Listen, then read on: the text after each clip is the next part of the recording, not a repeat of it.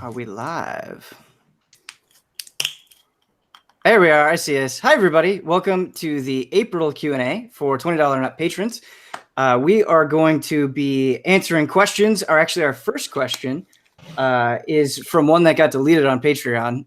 So if your question gets deleted on Patreon, just let me know. Usually sending a message through Patreon is a great way to notify me that your question got deleted. Also, replying to your own comment is another way to kind of ensure you against deletion. But I'm sorry that keeps happening. It's as annoying for us as it is for you. But yeah, we're kind of at a tight crew today. People are out all over the place dealing with different stuff. But I'm joined by Damiani, Kyle Bossman, and Daniel Bloodworth. How are you guys doing? I'm good. Good.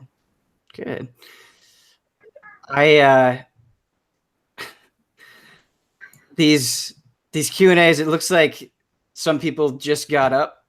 Like, have you guys been up for a while, or is this? I've been up for a while.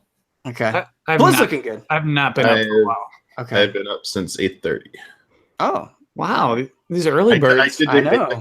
I'm impressed for this, though. My assumption was completely wrong. But our first question is holding us accountable for some bets, if you guys are ready for that. Mm-hmm. And this involves Kyle, and this does involve myself as well. So he says, "Hello, allies. My post got deleted last month, so here I am trying again to remind you on some of your bets. I tried doing this 2 Q&As ago, but in the effort of keeping it short, I made it last-minute edit and ended up botching it. So this time I'll just mention the stakes of each bet, and its results should already be known. Bosman versus Huber. Will Life is Strange 2 feature a new playable character? Results not known. Life is Strange 2 hasn't shown his characters yet. Right. I think he's just trying to remind us of the bets and the stakes. So, okay. I do not know if there will be a new playable character, which he says. If there is, Huber has to cosplay as the main character from Life is Strange 2 and post 5 selfie pictures on the EZA Twitter account during a 24-hour period. If there is no new playable character, Bosman has to cosplay as the main character from Life is Strange 1 and post 5 selfies on the EZA Twitter account. This is a good bet. Yeah, I think they announced they're going to show the new characters soon. Like, we're pretty sure they're going to have new characters, but until we see them, I don't feel right cashing in on that one yet. Sure. The next bet that he's going to remind us of is another Bosman v. Huber one, Sonic Forces featuring microtransactions. Yeah.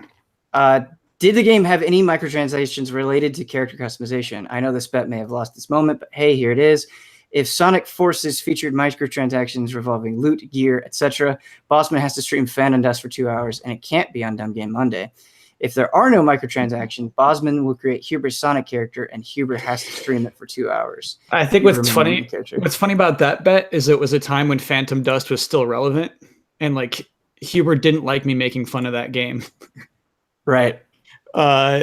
Yeah, we still talk about it. Huber and I still talk about when we're going to do this playthrough, because basically we didn't realize the game is so short, so we kind of want to turn it into a full playthrough. But yeah, I'll make his character. Okay. So that's going to be taken care of at some point. Date undecided. Yeah, we bring it up. I'm sorry it hasn't happened yet. Our post was put out to more patrons than expected. Yeah, it accidentally got posted to all patrons instead of just $20 and up patrons. I just went and corrected that. So thanks everybody in chat for notifying me. But that's okay. We'll have a few extra eyes.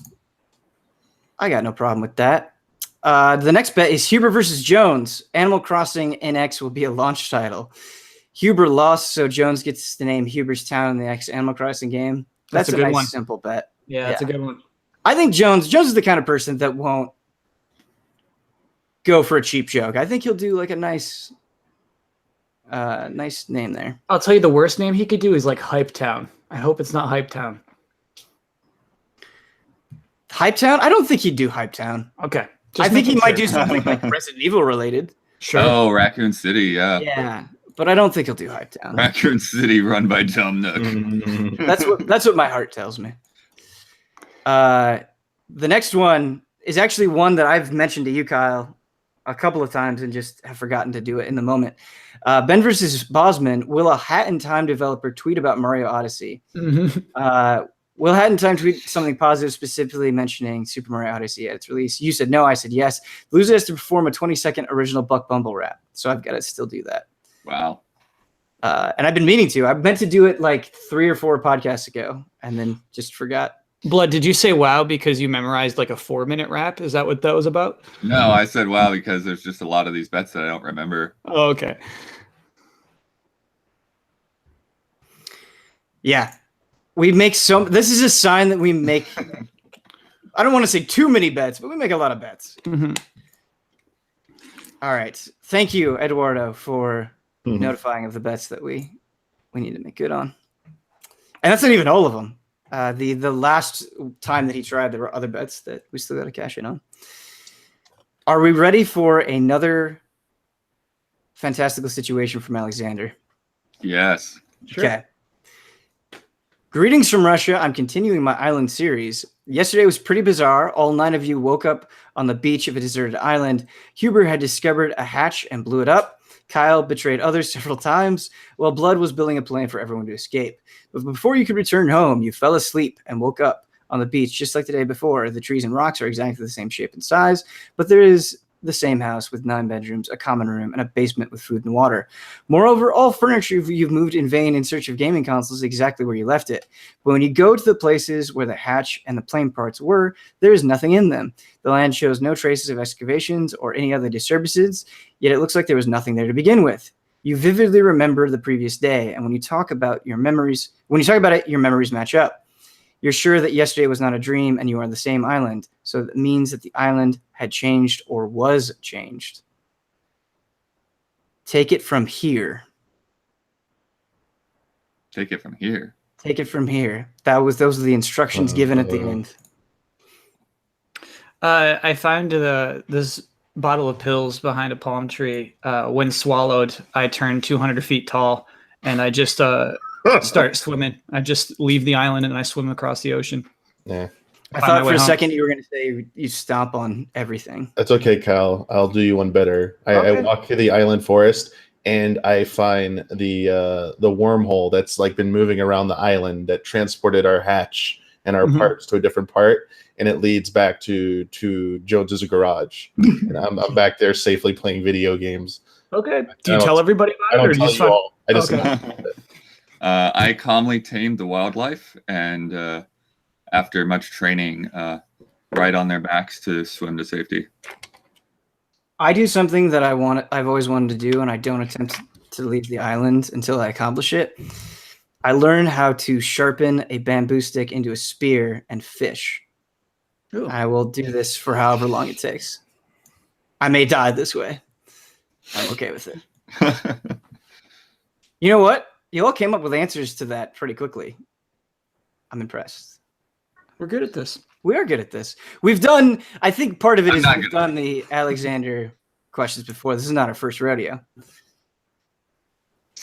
Next one comes in from Liz. She says, would the Allies be open to creating a commentary track to a film similar to what Ian and Hubert do with reaction stocks? I would love to hear y'all's comments on RoboCop, Die Hard, or maybe even a musical. Also, when I was younger, I followed this awesome comic, Nothing Nice to Say, whose creator, Mitch Clem, created awesome little playlists that he would share with his readers. I owe my love of pop punk to those playlists. Would any of you be open to sharing playlists of your own making? Thank you for everything you do, and please continue being your awesome selves. Playlist stuff, yeah. The thing about commentary tracks, I always feel like, I'm sure people find entertainment or value in listening to non-creators or people not involved in the creative process putting a commentary track under a work of art, like a film. But I feel a little odd about that concept, honestly. I'd rather just listen to anyone who was involved in the creative process throw down commentary tracks. So maybe I'd have to think about it for a while, but thinking of maybe a film that doesn't have an already existing commentary track from a certain person involved in the creative process, and I want that to happen. I want that person to have to sit down and talk about that movie for 2 hours. Yeah, I wonder if our riffs aren't that good. Right? Yeah. I think we'd have 5 good riffs over the course of an hour and a half. I don't know if we can be entertaining for that long. It would be cool if we could do something Half-Life style though, and like put little nodes into games. Like, look at this thing over here. Yeah, if it was games, Yeah, that's what I was thinking. Yeah. Like I don't know, yeah, film would be harder, but yeah, maybe like shorter, older games that could be possible. Like that'd be like a fun But I mean, experiment. that's essentially what we do streaming anyways. So. Yeah, it's like streaming, but I don't. Yeah, it's like can you make a produced video that is literally the length of someone playing through a game, and it's not let's play like, hey, we're just having like a normal conversation, but something more like constructive, and it's not necessarily a review either. We sort of did that with the Greats playthroughs. Like you and I were both pointing out like the things that we both thought were really great about those games. Yeah, but like not the entire time. Right. Like, that's I think the challenge would be if you did it produced was you'd have to come up with something to say like you'd have to leave very short beats between points that you're bringing up. Like you can't go for that long without saying something that people would expect out of a commentary track, essentially. Like that level of insight. Yeah. I don't know. It's interesting. I have to wonder if taking away the live element would give us better takes on that sort of commentary specifically, because then we're not worried about random things happening in the garage, or we're not distracted by chat. It's just our undivided attention on the game. So maybe that would be worth doing. Chat should do a commentary track for our live streams. They do. I feel like they do. Like make a video for us that's a commentary track of one of our live streams. Sure. It'd be entertaining. It would definitely be entertaining. Anybody want to share playlists? I don't. I play some music before my streams. But really, like, I only like 20 artists.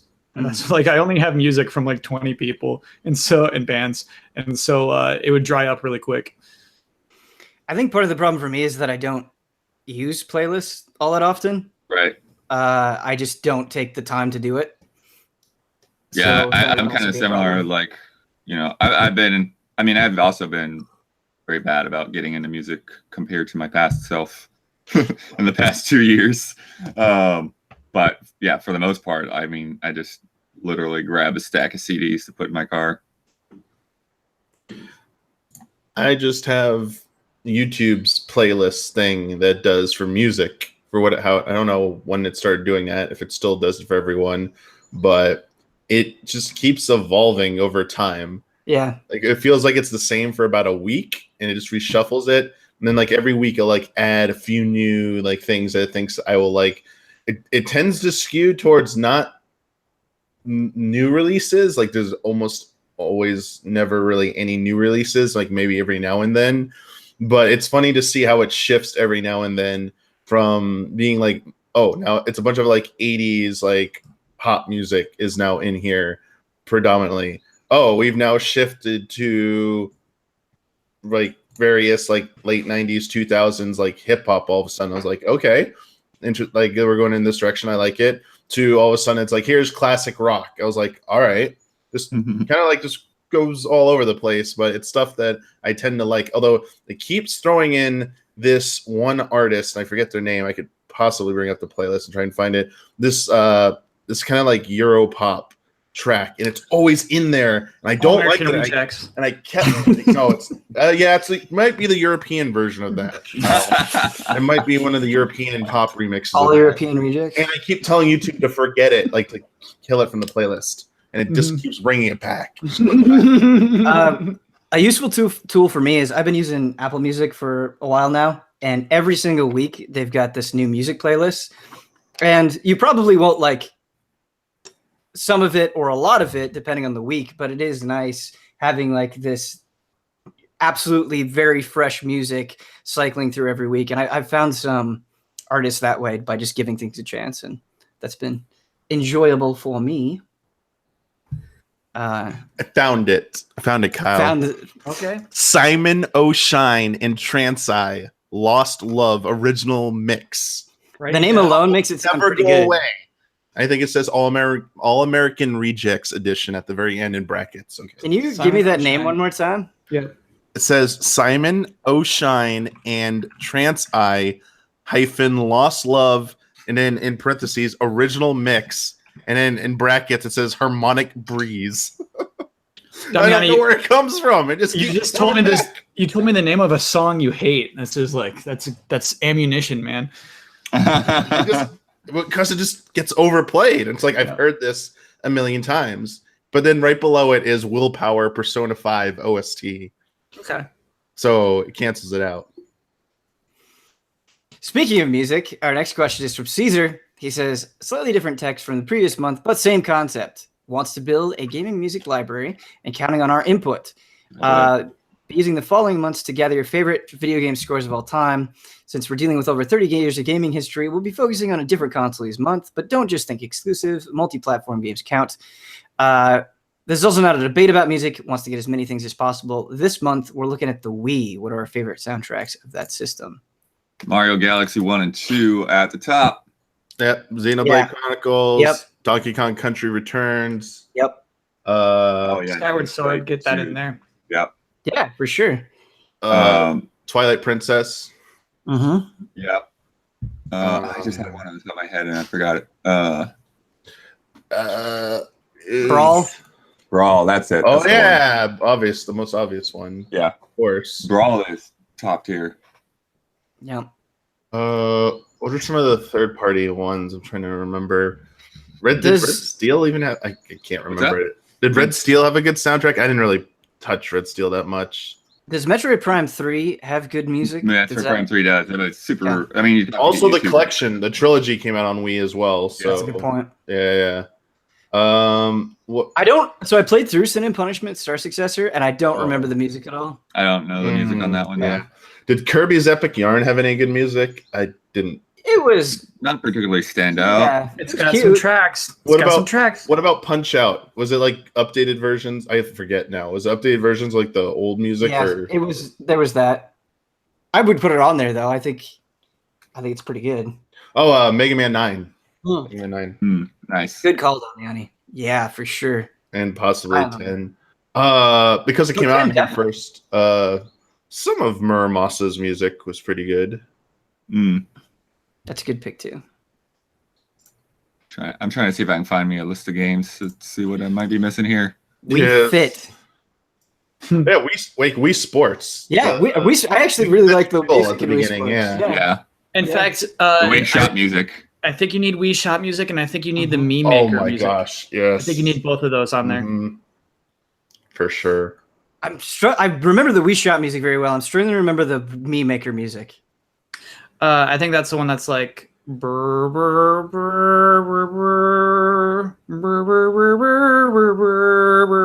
Yep. You did it. You brought it back into my head. Okami came out on the Wii, so if we haven't had that in there yet, that's a good one. Right. For sure. Looking through. Oh, Bit Trip Runner. That was taken from chat. Jay Blizzy fan. Well, he didn't say Bit Trip Runner. He just said Bit Trip. But I like the music in Runner a lot. We were really bopping to that on the Was the music in Let's Tap any good? I forget. What? That's random. Let's Tap. But the freaking board thing. We had to set up a game trailers to play it. It was so, man, we should play some. It was just a box, but yeah. Yeah, the box, but it was so cheesy. But forget Epic Mickey's music. Yeah, I forget Epic Mickey. I don't forget one. The second one was like just by Rhythm Heaven Fever came out. Yes, nice one. Yes. Can you get that soundtrack? Probably not in any official capacity, unfortunately. Yeah, just like a perfect playthrough, I guess, is what it would sound like. 1, 2. Yeah, that's good stuff. Did any of the Conduit games have any good music, Blood? Oh, no. No. This is also from chat, and is totally right. No More Heroes as well. Yeah, that's essential. Would you put like Last Story on there, Damiani? Oh, that story's pretty good. Yeah. I'm trying to remember. Definitely not as strong as Xenoblade, but yeah. It's probably like I would put its soundtrack like right next to Lost Odyssey. Like it's a good soundtrack, but it doesn't really like have standouts. Like it's a good whole work. I'm so glad chat mentioned No More Heroes. People are saying Beastly. Kyle, can you confirm Kyle? that? They're trolling. That's a troll. They're trolling. I want to give props to Firefighter Real Heroes. Good props. Actually, I don't know the music of that game. Does Lester or Pandora's Tower have good music? So I reviewed Pandora's Tower, and I feel like I remember liking the music, but I don't recall it well enough to be able to put it on this list. All right, we ready to move on? I think we got a good, I think so. sizable list there. This one is from Michael. He says, hello, Easy Allies. There's some things I'd like to see at E3 2018. Shadow drops for Dragon Quest 8 and 9 remakes for PS4/Nintendo Switch. Just shadow drops, just boom. Okay, and a big trailer for Dragon Quest 11 on Sony and Nintendo's press conference. Not going to be happening at Nintendo. And DQ8 character Yangus with a big axe for Super Smash Bros. On Switch. Speaking Huber's language, what would you rather see at E3 2018? I think among those things? Among those things. I think Dragon Quest 8 and 9 on Switch/PS4 would be the most exciting for me, personally. Yeah. Yeah, shoot. I don't even know if we'll get that trailer realistically. So I kind of want that. I want there to be a big trailer during Sony's press conference. For DQ11? Yep. Yeah, that would be reassuring for sure. I kind of just want a slime in Smash Brothers. That's a good character. Yep. Just a slime. Just this little guy. Just a slime himself, not a king slime, not a slime knight. Just a vanilla, one experience, one gold slime. All of his attacks do the same attack. Yeah. Ooh, but what if the final Smash was becoming a metal slime? I feel like you're breaking the rules. You're breaking the how charm would of that that change slime. the mechanics of the character in Smash, though? It would be super hard to hit. Like only yeah, 25% of your hits. Yeah. But if you manage to kill the metal slime, do you take like 2 stocks or something? Like, it's extremely hard to hit. I don't know. All right. Thank you for your question, Michael. Our next one comes in from Rebecca. Hey, allies. Vampire the Masquerade Bloodlines is one of my favorite games of all time, and in my opinion, we've had a very serious lack of excellent vampire games in recent years. I'm very much hoping that Vampyr can scratch that itch, and it looks very promising. Do you think this is a genre/theme that still has life in it? What are your hype levels for Vampyr, and what is your general interest for games based around the lore of vampires? Go ahead, Blood. Yeah, I don't know a ton about Vampyr, but I think the idea of this conflict of somebody that became a vampire and doesn't want to be involved in that is very interesting. Is that internal struggle of, kind of nature versus, like your own morality. But like, I never want to read an Anne Rice book. I actually don't like vampire stuff.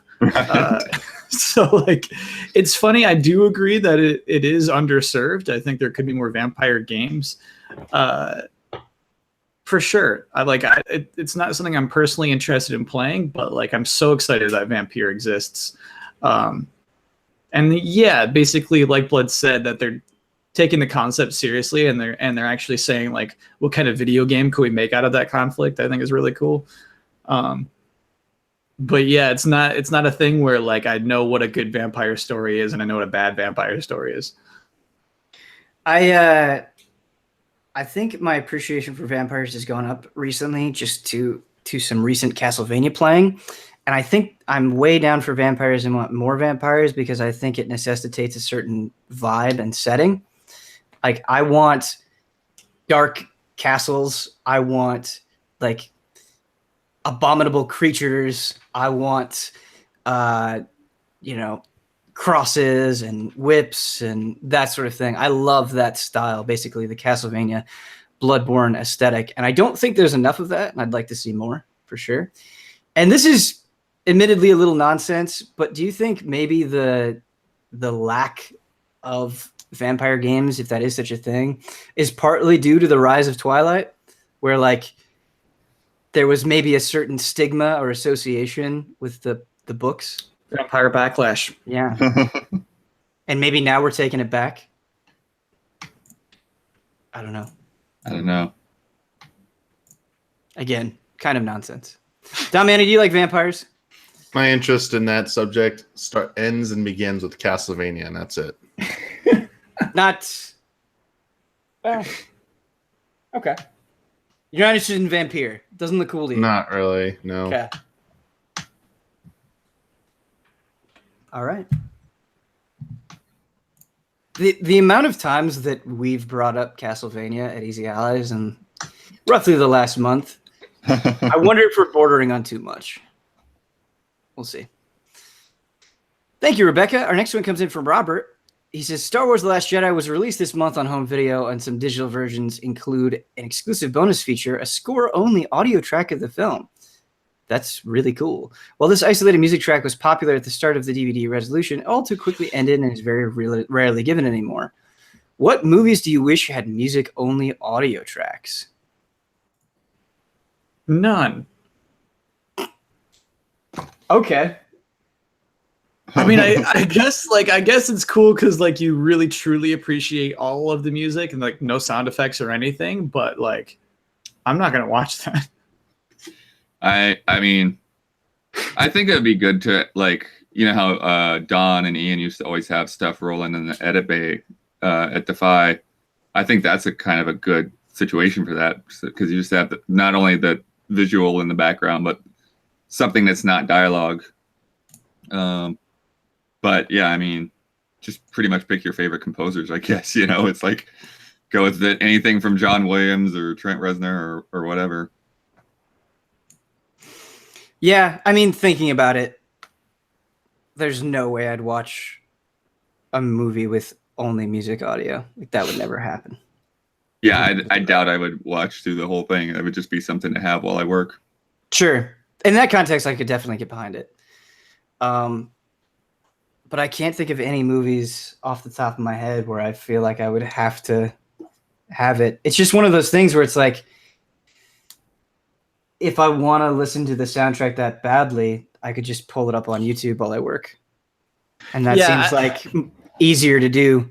I think it's very in particular for people who are interested in scoring and watching how music moves with action and edits and things like that. That's a great point. Yeah. I think you have to have that interest, which I don't. You know, I love music and I'll watch movies, but yeah, I think you have to be interested in the craft in particular. Right. Damiani, any thoughts? Yeah, I was thinking, maybe, I mean, it's just too long. The new Blade Runner 2049, but it's too long. Like, I'm sure it would be a good thing to watch with just like the soundtrack for a lot of that. Same thing, shorter, but it might make it a better movie. Tron Legacy. Yeah. Good answer. I was thinking Tron about Legacy that. is a great answer. That's a really That good could answer, be- Damiani. Yeah. I'm in. Actually, yeah. I'm in for that. Tron Legacy. There you go. Yeah, good. New Daft Punk album win. That's a great answer. All right, our next question comes in from Leaf. He says, I hope you don't mind a hot take. Never. Are reviewers doing gaming as a whole a disservice when they do not call out games for being capped at 30? I wonder about this because gameplay is generally considered more important than graphics, and gameplay feels better at higher frame rates. 30 frames per second just seems to be the lowest one can go without starting a riot. By tacitly accepting this practice, reviewers approve of games being made to play worse in favor of more enticing screenshots and trailers, be that by admitting graphics options or performance mode, or by failing to offer a platform capable of realizing the vision. Yeah, I disagree with this premise to begin with. Being capped at 30 to me is a much better thing than being just willy-nilly unlocked all over the place. And the best example that I had of this in recent years is Forza Horizon 3. And I was reviewing that on both the Xbox One and the PC. And the PC allowed me to go up to 60 frames per second, which I couldn't do on Forza Horizon game before. And I was really excited about that. And I was always above 30. I was up into the 40s a lot. but it was fluctuating so much that it was so much harder to drive. The capped 30, when I locked it at 30, it was rock solid, and it felt good, and it had everything to make that work. And that game was just very clearly designed to run at 30 frames per second and not above it. So hopefully with the next Forza Horizon, they will have the Xbox One X and the PC in mind to go at that full 60 frames per second. Who knows? They might just go with more detail again or whatever. But yeah, I think that it works even for something like a driving game where I would almost always want 60 frames per second. A locked 30 is better than an unlocked whatever above it. Yeah, I completely agree with everything you said, Blood. The other thing that I would argue is that you can't take that blanket approach, in my opinion. Like, there are some games where, depending on the genre and depending on what the game is trying to accomplish, being at 30 frames a second, I don't think is a huge detriment to it. Like, I don't think you're necessarily losing out or having a terrible experience because the game is 30 and not 60. Whereas in other games, again, depending on what it's trying to accomplish, it could be a much bigger deal. And so I just don't agree that any game being at 30 frames per second is this terrible, absolutely horrible thing that deserves to be attacked. I just don't agree. Yeah. Just doing it. I mean, I come at it at an angle of, especially like the research I've been doing on monitors for PC gaming lately, and game frame rates. It just seems like what after what Bloodworth said, cap 30, cap 60, and then anything above 60 being variable is like generally like seems to be like the best, because when you get those weird variable frame rates between 30 and 60, it can be, a lot of times it can be a little weird looking. Also, keeping stuff capped at 30 and or 60. I mean, we're talking about cap 30 here. It makes things, that consistency can make it look a lot better.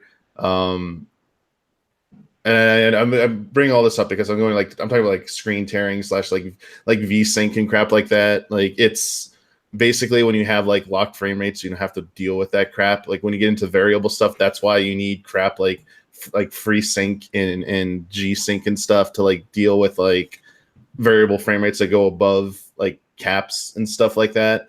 Because V-Sync sucks, because if you play games, V-Sync adds latency, and we don't want latency. That's why you should, when everyone's like, just turn on V-Sync, it's like, okay, that will technically solve it, but now you deal with this problem. So having standards and having stuff capped and stuff helps. It's not just like you can argue, variable means it's like this weird measuring stick of like, you go past 30, they achieve something beyond 30, but like you're not thinking about these other factors that can be affected as well. So I tend to err on the side of like what Bloodworth argued when it comes to like frame rates like that. Yeah, I'm just gonna say, because I don't do reviews, I think it's a soft take. When he said capped at 30 before you started talking about frame rates, I thought like review scores, like no one goes below 30 or 40 or something. I was like, oh, okay, here we go. Review scores. You mean capped above 30. Like the industry, like no one ever uses the full scale. Like like I've never seen scores below a 3 or 4 before or something like that. Blood, the question started like, hey, I hope you can allow a hot take. Oh, okay. Yeah. You know. Kyle, I would love like a minute-long show where you take somebody's hot take and you just say at the end how hot you think it is. It's pretty good. That's spicy meter. I was actually scrolling ahead, looking at the questions, trying to get a handle on things. I actually I skipped over a couple of questions, so let's go back and deal with those now. From Mike Hook, and I'm not trying to target Mike Hook here. This is a very passionate question. I appreciate his enthusiasm, but we do try to enforce a 200-word limit on questions, just so we can get through everything. Not as big of a deal today when we don't have as many people, but in the future, if you could keep it to 200 words, that would be much appreciated. Mike Hook has a question about Shenmue. He says, "Hi, allies. The glorious day has finally come. Shenmue 1 and 2 are being re-released for the PC, Xbox One, and PS4. I am ecstatically happy. This is a wonderful gift for me and all the fans that have been campaigning for years to get these games on one system, at least in North America. Shenmue is a franchise with an odd trajectory in the West. It was released on the Dreamcast, then Shenmue 2 on Xbox, and now Shenmue 3 is coming out on PC and PS4. It's no wonder that Shenmue is not very popular with the mainstream. Thanks to the announcement of Shenmue 3 on Sony's E3 stage, a lot more people are aware of these games. Here's my concern. Shenmue, as of right now, is a loved and legendary series, but once it is released to the masses, it is potentially going to tarnish its reputation. I know that it's very cynical of me to think that gamers are too impatient today to appreciate a game such as this, or that the Shenmue community is unrealistically hyping up a game for failure. I can completely understand if I am someone who all I know of this game is people telling me it's one of the greatest and most transcending experiences ever, then feels let down after spending $30 in the collection. My hope is that with streaming and Let's Plays being the hottest thing in gaming since online multiplayer, that it will find a nice home there. These games are perfect for streamers and their communities. You can laugh, cry, appreciate the beautiful things in this gem of a game. This gem of game it accomplished 18 years ago. While everyone here knows Shenmue well, thanks to your friend Michael Huber, could you honestly tell me what your thoughts are on Shenmue without the Huber love filter? Love you, Hubie. Do you have any interest in playing these games? If you have experienced them, what are your impressions? Please do not hold back. I really want to have an honest discussion around this. Yeah, I mean, I think it is going to be a difficult thing for people to get into without perspective. I still think it's a solid adventure game, and there's a lot of fun to be had there. But a lot of, personally, what drew me to Shenmue was just like, it just blew everything out of the water. I mean, we were playing Metal Gear Solid and Ocarina of Time, and then we jumped to Shenmue, and the amount of detail and the faces and the world, and just being able to like go into a room and like open a drawer and see what's in the drawer, like all of that was just completely mind-blowing. And I think that like now, we're many years later, like a lot of that part of the work for what they did at the time is going to be lost on people, I think. Mm-hmm. I forgot. Is it going to have like time skip features? Is it going to have like save states and things? Are they going to add anything to the game? If they are, they haven't specified any of that stuff. They've really just talked about preservation, basically. Sure. I think those things could really help it. I think they could make it easier, and that would make more people like it. Because like what Mike Hook suggested is, I do think people are impatient today. I think they don't want to deal with a game like Shenmue. And so if I know a lot of Shenmue is waiting, I know a lot of it is like enjoying the wait, but I don't think a lot of people can do that. And I think more people would enjoy the game if they removed some of those things, or gave people the option to remove those things. But I think isn't part of Shenmue's appeal that it is so different, that there is a lot of waiting, that it's kind of a slow moving game. Like I guess I don't understand the need for it to be loved by everybody. Like, I think it's okay that it's a thing that a few people love really intensely rather than everyone. Like, I don't know. I think when Shenmue 1 and 2 come out, I totally think there are people who are going to be like, hey, this isn't for me. But I don't think that's dangerous or bad, nor do I really think it hurts Shenmue or what it accomplished, in my opinion. Speaking of impatience, though, like when I was so excited for Shenmue when it came out on the Dreamcast, because just reading about it in the official Dreamcast magazine, it was like, I can't believe how good this looks. I can't believe how ambitious it is. And when I played it, I was surprised at how cinematic it felt. I was shocked when I could go and get like these little figurines from the vending machine, the gotcha toys. Well, just the fact that like you could turn the can of Coke around in your hand and read the ingredients, But when I played Shenmue, I was also very young, and I remember going around talking to people and getting stuck, and then moving on. Like, I just moved on to another game because I was like, oh, okay, I can't figure out what to do, and I moved on. And my attention span wasn't as good when I was a child, but I'm excited. Personally, I'm excited to go back and play them, and I have the context for how impressive it was at the time, and so I think that kind of helps me appreciate it. But yeah, I don't know. there are a lot of games that don't age well, and like I think Metal Gear Solid 1 plays fantastically. And I remember people on Twitter, and they were like, I'm playing through Metal Gear Solid, and I think it plays terribly. And it's like, that's okay. I think it's good to have both perspectives, somebody coming at it fresh, who's much younger in 2018, and somebody who grew up with it. Like, I just get really uncomfortable when we're trying to force people to like things. Like, I don't think that's healthy. Whatever people's takes are on it, I think it's good. I think the fact that people are talking about Shenmue in any capacity is good. I don't know. What's your thoughts on Shenmue, Damiani? I mean, I never played it. It was hyped to hell when it was coming out, when I was reading about it in magazines. And at the time, my only understanding of it is that like this game is like going to be like the most visually impressive game ever made, and it's going to have a scale to it that's never been seen before. And for whatever reason, after it came out, it was just people pointed to it as like everything. The circles I pretty much like hung out with, it was like considered like a technical achievement. But I didn't really know anyone who was like very like attached to it, like for the actual content, like the story or anything like that. In fact, like I just knew a handful of people be like, "Oh yeah, I remember Shenmue. Yeah, it was cool. Yeah, that was a cool game, but like we've moved on from it." Like honestly, like Huber is like the first person I've encountered that was like just has this like incredible passion about it. I was like, "Whoa, okay." Oh, well, Huber and Matt Blair. I was like, "Whoa, they really like Shenmue." I was like, "Okay, I should maybe try and play it at some point." Now that it's coming out, it's like, "All right." I was like, "Huber, at the very least, if I don't play it, you're gonna like play it and have me like sit next to you while you play it on a stream or something, so I can understand like why people have any like love for this game beyond like what it achieved on a technical level." And that's honestly like where, just trying to think about like anything else about it.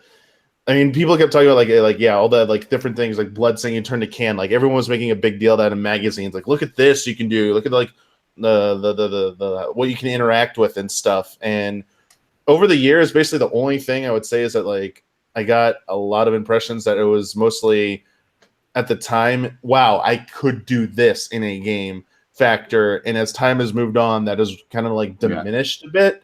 And one of the things that I think that Shenmue does that still not too many games do today is just having like the NPCs having like a daily schedule, people moving around the world, and getting up and going to the market and then going to work and all that kind of thing. And you have to go to work on time. Yeah. I love that. And so yeah, I still see not too many games really doing that. Like Assassin's Creed just like introduced that with Origins for the first time. So it was ahead of its time in some ways. But yeah, the story, not that tied to it, but it's tied to it enough that like that's why people want this sequel, because the story has just been a cliffhanger for all this time. What I'd like to see though, in terms, especially Shenmue 1, because I never got to play 2 because it wasn't released here. Well, it did come out on the original Xbox. Oh, that's right. Yeah, it's a Dreamcast version was never released here. That's what it is. Uh-huh. What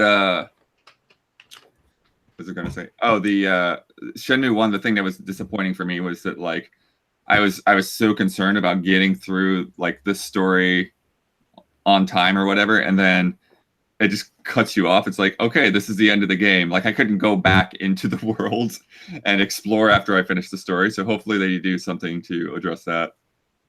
The one last aspect I want to talk about with my cook's question here is, do you think that Shenmue, by the people who love it, do you think it's overhyped? Do you think they overestimate its quality? Is that a concern, or are they right on the money and people will understand? Like, what do you think about that aspect of the question? I mean, I take it from a perspective like I just have to think about it like how I think about like a game like Super Mario 64. You're talking about Metal Gear Solid. I don't think they're overhyping it because they have that attachment and that's their point of view. Right. And talking about like speaking of your thing about like taking everyone's opinion, especially newer people playing it. I'm always one of the things I'm most impressed with about new people, like younger people, is when they are able to somehow appreciate an older game and are able to visualize and kind of get some semblance of the context about when it was released. Like, wow, that's impressive for what a game did then, versus someone who plays an older game and they've only been exposed to newer games. They're like, oh, this game's controls are trash. Like, we've moved on from that. I mean, that's two unique experiences and stuff. But I also understand, again, speaking from my different, like us from Metal Gear, from Super Mario 64, now people talking about like Shenmue, is that it's really hard and sometimes borderline unfair to expect someone who's younger or newer to games to go back and play an older game. And I don't want to say they missed the boat, but like it's kind of hard sometimes to wrap your head around like what like that game was doing at the time and like really understand it. Like it's like the whole argument of you had to experience it to really get it. But then again, there are people who experienced it and didn't like it to begin with. But it just, I guess I'm trying to just illustrate how complicated it can get when you're talking about like perspectives from that. So to answer the question, as I said, yeah, I think people who are hyping that stuff, they truly believe that. Like they think it's good. But at the same time, like don't, like there are going to be people, no matter how much you talk it up, they're going to play it. And from their perspective, it's just going to be, this game is too, like, why doesn't it have these features? Or this is too old fashioned. Like, I can't really get into this and stuff. But there will be some people like, I never played this game before. Whoa, this is really cool to see how things were done. So I see it. I wouldn't worry too much about it being brought into quote unquote the mainstream. Like there'll be plenty of new people who love it and discover it. And there'll be plenty of new people like, oh man, like why'd everyone care about Shenmue and stuff? Like it's just those two sentiments have always been there, just gonna be like amplified now. And it's just, to me, it's just more volume of each. It doesn't really change anything unique. Do the other two pretty much agree with that? Yeah. The only reason I would say it's like overhyped a little is I think that a community, a fan base who is unnurtured becomes more fervent in a way, Right. because Shenmue's been mistreated for so many years. I think the fans felt mistreated themselves, and so when that game finally does come, they're more excited, as opposed to like, you know, Final Fantasies. If Final Fantasy just stopped at 99, we'd all be outraged, you know what I mean? And if a new Final Fantasy was announced, we'd be going nuts. And so I think there might be a little bit of that happening, but no, I think Shenmue's a good game. Yeah, I think it's one of those cases to me where, yeah, Shenmue just never got what it deserved, right? Like, there's this a huge investment, this huge push forward for the industry, and what it ultimately ended up in is losing Sega a lot of money and probably contributing to them pulling out of the console business. You know, it's like, Yeah.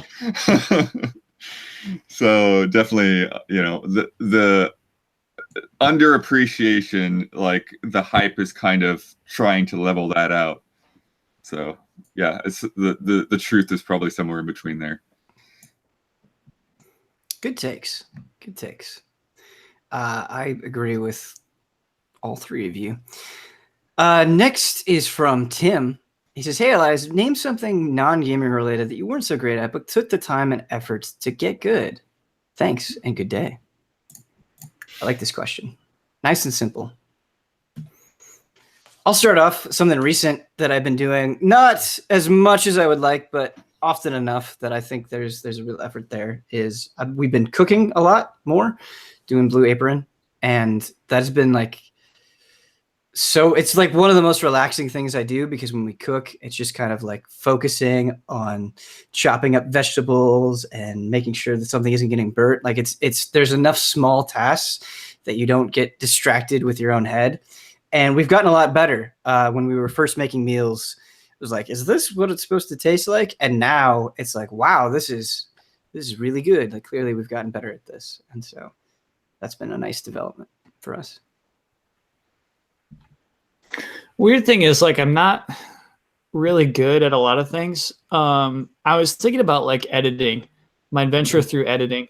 The first time I ever touched editing software, I had an internship at my local TV station where we would make commercials, and it was Avid was the name of the software there, and the guy, my teacher, not a teacher. I mean, the guy who had the regular job, who was like trying to find things for me to do on a daily basis. Not daily. I think it was there like 3 times a week. Anyway, he just kind of like sat me down at the computer and said, "Go nuts." And so like I made like this wireframe word. I think it was like spaceship. And then like it stretched out, and then you like went through the word spaceship, like something like that. And he was like, "Oh, cool! I didn't know you could do this with this, but like that's not what we do here." And so I actually got to edit a baseball commercial. I got to edit like Binghamton Mets versus something Gators, some other Gators, Raging Gators, and like. I like added explosions to when like the guys were swinging the bats, and like I made like the logos like clash like a versus game. And my dad told me that they kept airing the explosions. They kept the explosions in the commercials long after I left. Wow, that's a pretty crazy story. Yeah, but did your versus clash look like any particular fighting game? No, I think I like made the VS myself. Okay. And actually, I can't think of any fighting game where the two characters like actually hit each other. But yeah, I did like an animation where it's like. Nice. But yeah, I've never had an editing teacher, really. It's just always been like, oh, how does this work? Yeah. And with BoxPeak a lot, it's just YouTubing stuff. You just YouTube your question, somebody's made a video for it. Nice. I feel like I've had more problems with Premiere than I've had with any other software that I have to use regularly. And I don't know if it's just me and I'm just not doing it right, but so many times I will run into these weird situations that don't make any sense. I've also had a lot of problems with OBS, I guess, as well. But, Blood Damiani, non-job related skills.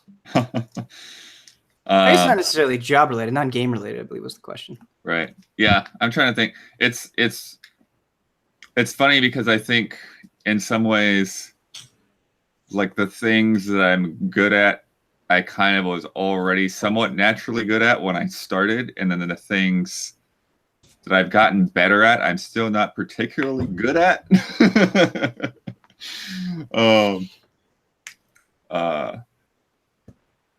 I think maybe. Yeah, I think maybe one thing for me is just that I've probably gotten better at, but still don't feel very good at is with training people, and like essentially just like having that patience and like actually being like that calm in the storm for them, because I'm talking particularly like with church and with people like. Because last week I had a trainee just like get their hands on the system for the first time, and it's like we're live, it's like we're live to a room full of hundreds of people and broadcasting to thousands of people, and it's like now you're in control of what people are seeing, and that's nerve-wracking. And so just to like be that person that's like, yeah, this you're gonna make mistakes. Like if you're gonna try to not make mistakes, like it's gonna happen, So this is the first time you've done this. And so just being calm there, because like they're already freaking out, they're already super anxious about what's going on, and just to be like, that's fine, just do this and you're good, and keep going, and just kind of being there to support what they're doing.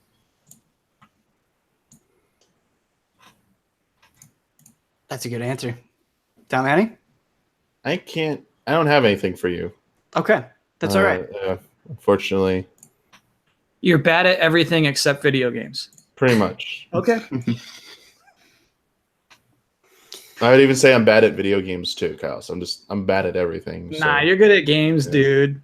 Face the facts. That almost sounded like an insult. You're good at games, man. Get over it. What are you gonna do now, Damiani? Next one comes in from John. Wait, how about like Damiani? I feel like you put a lot of work into streaming when streaming was new. Like you worked to get good at that. Do you know what I mean? Yeah, but that's still like was driven by gaming stuff though. Like I don't like it went hand in hand with like the job and stuff. Like I think, I mean, that's, I can talk about that. I'm pretty sure we have talked about this on a previous Q&A. Like someone asked about our streaming stuff, how it got started. And I we already did, talked yeah. about that. I think this person was asking about like other skills that like yes, like Ben, like talking about like learning like the cooking lessons and stuff, and like trying to learn to cook better and blood stuff. Like, yeah, like I feel like I did more of that in the past, but like I haven't done much of that in recent years, I guess. So like I don't have anything like that to talk about that's like more relevant now, I guess. Sure. Like I was gonna like pick like a troll answer, but like I didn't want to like troll the question, so I didn't really have anything good to say. Speaking of Damiani's point, I don't know if it'll always be this way, but it feels like just because of the nature of EZ Allies, it does feel a little bit hard to work on things outside of EZ Allies, where it's like this thing that we're doing takes a lot of time and we love it. And that's not a bad thing, but because there's only 9 of us, like we all have to be pretty much focused on that. And so I think any skills that we're learning, we are trying to apply directly to EZ Allies in most instances. Yeah. At least in mine. Definitely used a lot more Photoshop than I had in the prior 20 years. Yeah, like all that stuff is just, I feel like it's tied to like to work or career stuff. So, which I guess it stinks. Like, sorry, I thought this person was asking about like personal fulfilling stuff that like you do beyond that, and like unfortunately, like I've been like I had spent time like trying to like learn to cook or like anything like that. Like it'd be nice. Like remember that question we had before where if we could like learn one skill or something like that. I was like, I'd take like everything you guys talked about and just be like, boom, I can do that too now. Chet is saying you're good at anime recaps. So. Yeah, I don't know. I don't know if that's a skill I'm working at improving though, or anything like that. Yeah. Someday in 6 months, somebody is going to have all of those scenes synced up with Damiani's recap. That'd be great. That would be great. All right. Our next question comes in from John. Now that God of War has been out for about a week, how do you all feel about the new direction the franchise is heading in? Do you think it was a good idea to switch things up? Also, are there any other franchises that underwent a major change in style that you enjoyed more than the previous iterations? I feel somebody submitted this question to us on the podcast as well. So yeah, because the answer is like an obvious yes. You know what I mean? I don't think anybody has a problem with where the direction God of War took. Oh, people, anybody does? People do, but not us. Right. Who's the people? Oh, I've seen the comments, dude, on the review and stuff. Okay, all right. Sounds like you took a trip. The way that you phrased that, like I've seen the comments. Yeah, yeah. Blood has. Yeah, he's Blood has to dig through the trenches, really. Yeah. Kyle, I don't mean to put this on you, but my mind immediately jumped to Mega Man Legends for you because it seems like that's the Mega Man that resonates the most with you. Yeah, you're right, and that is a complete reimagining. Yeah. And what's a little unfair about Mega Man Legends is that it was never advertised as like, this is Mega Man now. Mm-hmm. Whereas God of War is like, this is God of War now. Yeah, we're not doing the old one ever again. Mm-hmm. But you're right. I love Mega Man Legends, and it's just such a cool way to integrate some aspects of Mega Man into a whole different world and game. Go ahead. I think Zelda reinvents itself frequently. I think Mario actually reinvents itself frequently. I know like you get a lot of the same stuff with Mario, but like if you look at like 3D Marios, I think they do pretty nutty stuff. I guess I mean Galaxy and Sunshine and Odyssey.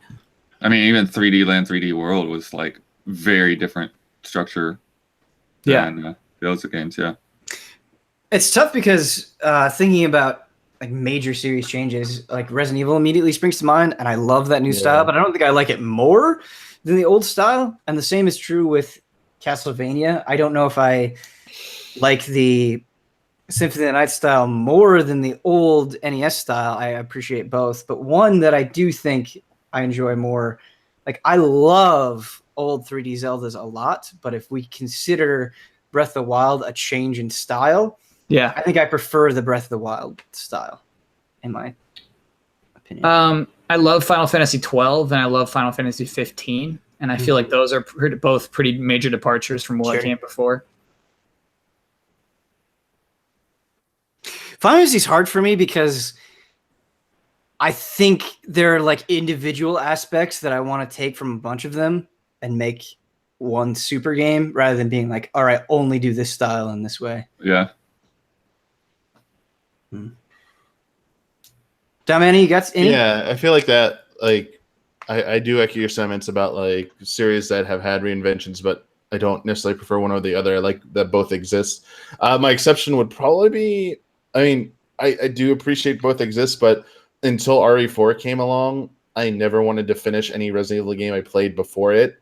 I'd play for a little bit and be like, all right, I get what they're doing here, but like I don't like playing with these controls. Then RE4 came along and I was like, okay, I like this. Like I like how this plays, and I will always prefer going back to playing RE4 or even RE5 over any of the older Resident Evils. But at the same time, like I still love Remake. I mean, Remake made RE1 more playable as well from a visual standpoint and some refinements, but I also like appreciate that style of game. And the older Resident Evils. It's just, if that's one I can say, like I definitely have a preference. Like I definitely like playing RE4/5 more than the older ones. But everything else, like even like Castlevania, like I love the non-Metroidvania Castlevanias as well, just as much. And I love going back to play Super Castlevania 4 just as much as I love going back to play Symphony of the Night. Even I would actually say like I might prefer older like Super Metroid more than Prime. Like I'd rather go back and play Super Metroid rather than Prime, just because it's 2D is a little bit more simplistic there to me and more easily enjoyable. But like I love like Prime, like what they did with that as well. So it's kind of hard. Like I mean, I can think of ones that like did like I never touched a StarCraft/Warcraft game before, but I've at least touched and played World of Warcraft. And I know why it's not technically the Warcraft series. It's like a bigger thing. Like that was a huge undertaking, and like that more than just a reinvention. It's like, holy crap, look what they did here. And I'd probably, prefer that in like an MMO style over RTS style or, strategy game, which is weird to say, nowadays.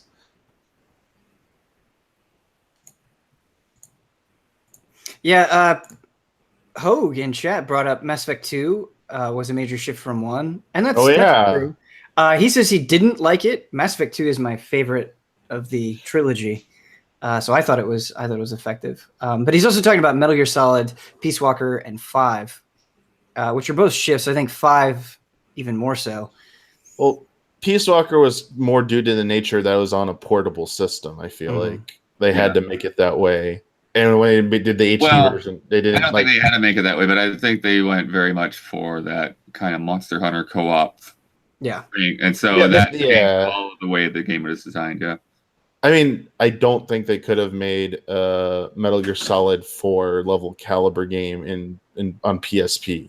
Like even like environment size, it would have looked pretty bad. But yeah, 5 was huge change. Yeah, I mean, the thing that everybody always says, I really love the way 5 plays. I would love another Metal Gear game that isn't Survive to play like 5, that was actually a true follow-up. But that story, man, or lack thereof, was hard to swallow. So, yeah, I want to mix the two elements to give them something great. Code Talker. Yes, someone just said something in chat to remind me, like, they're talking about Dragon Ball stuff, but like Naruto, most Naruto games were fighting games, like traditional fighting games, and then they made Ultimate Ninja Storm, an Ultimate Ninja Storm series, and trying to make a game that like captured the feel of the anime/manga, which is like great. And like I had like no interest in Naruto fighting games at all, and then all of a sudden they did this with Ultimate Ninja Storm. I was like, I'm into this. I love what they're doing with that. How many of those games you played? I played all of them. Really? Yeah. Dang. Okay. Ultimate Ninja. I played the original one on PS3 because it was only on PS3, Ultimate Ninja Storm, and it had like Konoha fully like rendered out, like you could go explore it, which was really cool. And then the missions beyond were like kind of instance things. Then 2, I reviewed for Game Trailers. They kind of changed it up and gave you a little bit more outside, like quest and stuff. And it was like the perfect balance of like those cinematic battles with the quick time events. Like I just loved how they did those. Like it felt like watching / playing an anime during those parts, and it was really good. 3 added this ridiculous stuff, and then I streamed 4 because it was like, okay. I think Bandai Namco has this like specific section of marketing for anime games, and I think their slogan is "Play Anime." There's something wonderfully simple about that. Yeah. Yeah. Yeah, I like think that. it might even be like in the Fighters case. I'll have to dig it out and look at it. But Kyle, I think for my own curiosity, you just said Code Talker, and I want to get like the feeling behind that call out.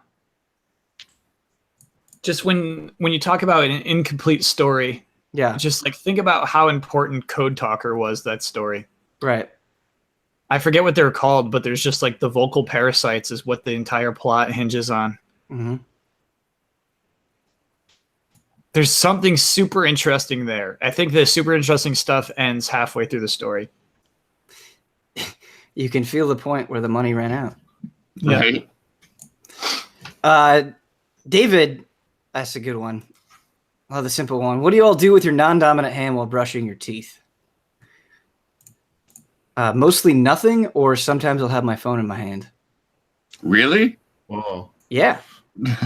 Optimized. I got to see what the kids are up to, Blood. Yeah. My That's- non-dominant hand is on the counter usually. That's not doing Stabilizing? anything. Yeah. I guess maybe holding my hair away from my teeth. I don't know. Got to consider that. Consideration that I wasn't thinking about. That's fair.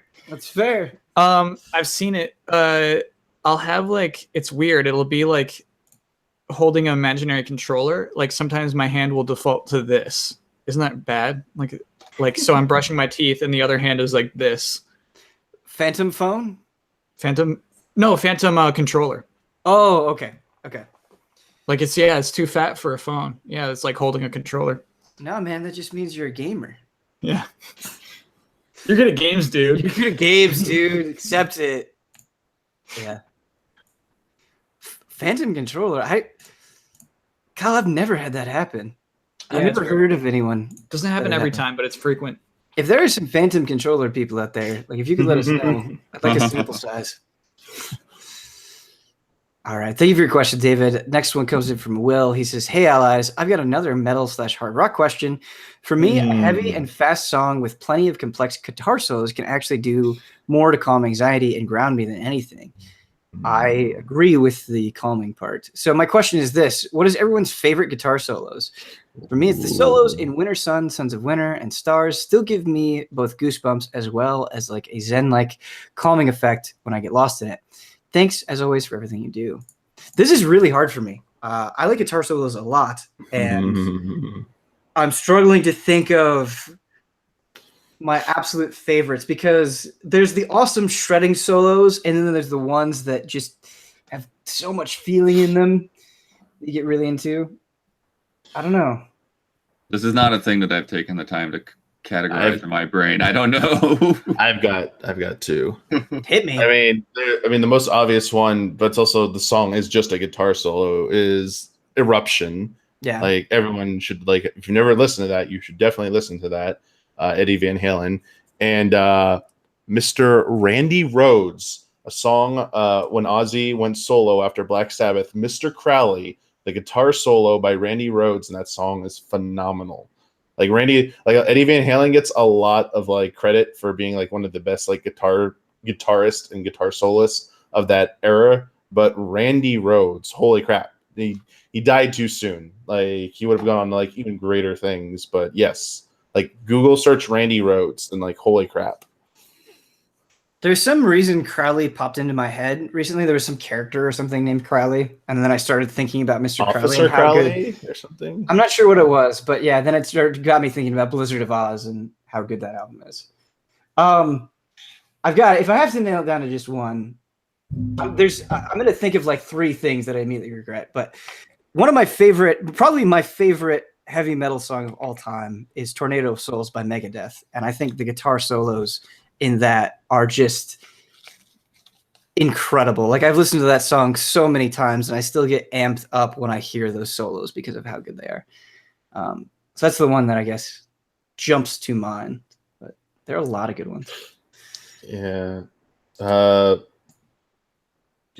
Guns N' Roses, November Rain's Slash's solo in that is pretty good. Trying to throw some classic ones out there for people. I just like dorky simple solos. Okay. Like what? Like the Strokes just do do do do do do do do do do do do do like that. That works for me. Or just like Weezer. Just like they're on the Blue album, there's like a solo on every single song. There's some great solos on the Blue album. Yeah. Pinkerton too. Kyle, what's your favorite Weezer album? It's a Blue album. Actually, it's between Blue and Red for me. Interesting. Okay. Like a lot of people, like Red is like the good stuff. Yeah, actually, I gotta say it's Red. Blue, I said probably to sound cool, but like when I really think about it, like Pork and Beans is probably my favorite Weezer song. The Red album was the last Weezer album I liked in any capacity. Yeah, I know it's like the hip answer, but Pinkerton is legitimately my favorite album. The Blue album is also really good. Ben, I have to, like, I gotta come clean. It's a bit that I love the later Weezer albums. Are you talking about? Are you talking about the Red album as well? Yeah. I hate it. It. I'm repulsed by that album. Okay. I couldn't tell that was a bit. Yeah, exactly. No. I liked the Red album when it came out. Yeah. I haven't listened to it in a long time. I think Weezer made two good albums, and it's Pinkerton and the Blue album. Okay. All right. What was it was like Rat something? I was trying to think of any other, like Make Believe is another recent Make Believe one. is not good in my opinion. Can't remember any. Do you remember when like Beverly Hills was on the radio all the time? Like all the time. You just couldn't get away from Beverly Hills. So Ben, I mean, here's the story. Is like I was on the Weezer message boards when the Black album was about to happen, which is Make Believe, I think. Yeah. And like we were all so stoked. And like I applied to be on their street team even. No, I don't think I applied, but like I looked at the application. I was like so pumped for this. And Beverly Hills is the first single they released. And it's like it's going to be the Black album. It's coming out. It's like going to be Return to Weezer. And I'm like all so pumped. And then it's just like, boom, boom, boom, boom, and you just know in like 3 seconds. Yep. It's like, oh no. Oh, yeah. They got me again. I hate that song. They got me again. And Weezer has been one of those things for me where they'll come out with a new album and it's like, all right, I'll give this a chance. And you listen to the singles and you're like, I can't do this. Yeah. But I don't know. A lot of old, like I like the Green album. I love Pinkerton, really like the Blue album. And like, I think my attachment to those albums is so strong that I'll probably forever give them the chance, but yeah, I don't know what the hell's going on. Have you heard Rivers' like solo stuff? Yeah, like unreleased. I actually really like that stuff. Yeah, like Blast Off and that sort of thing. Those songs are great. Yeah, I want more of that. Blood, we're getting off topic talking about Weezer. Do you have any guitar solos that spring to mind? I know you said you hadn't categorized them. Yeah, I don't know off the top of my head. I'm doing better than usual, but I'm not a good point blank question with unexpected things. It's all right. This is something that Blood has to get good at, non-gaming. Well, also, like, even if I came up with one, there's a chance that none of you would have any idea. And nobody, like, maybe 3 people would know what I'm talking about because my music listening is so weird. So, Blood, I've learned you can make almost no musical reference that nobody will get it. Say I know that Blood. person. Oh, like at least amongst us, maybe that's probably true. But the way that you said that, Yeah. give it a chance, man. Maybe we'll know it. Yeah, give our audience a chance. Come on now. All right, we're moving on. Next one comes in from Pete Deb Bryan. He says, "Hey, allies. I hope everyone is well."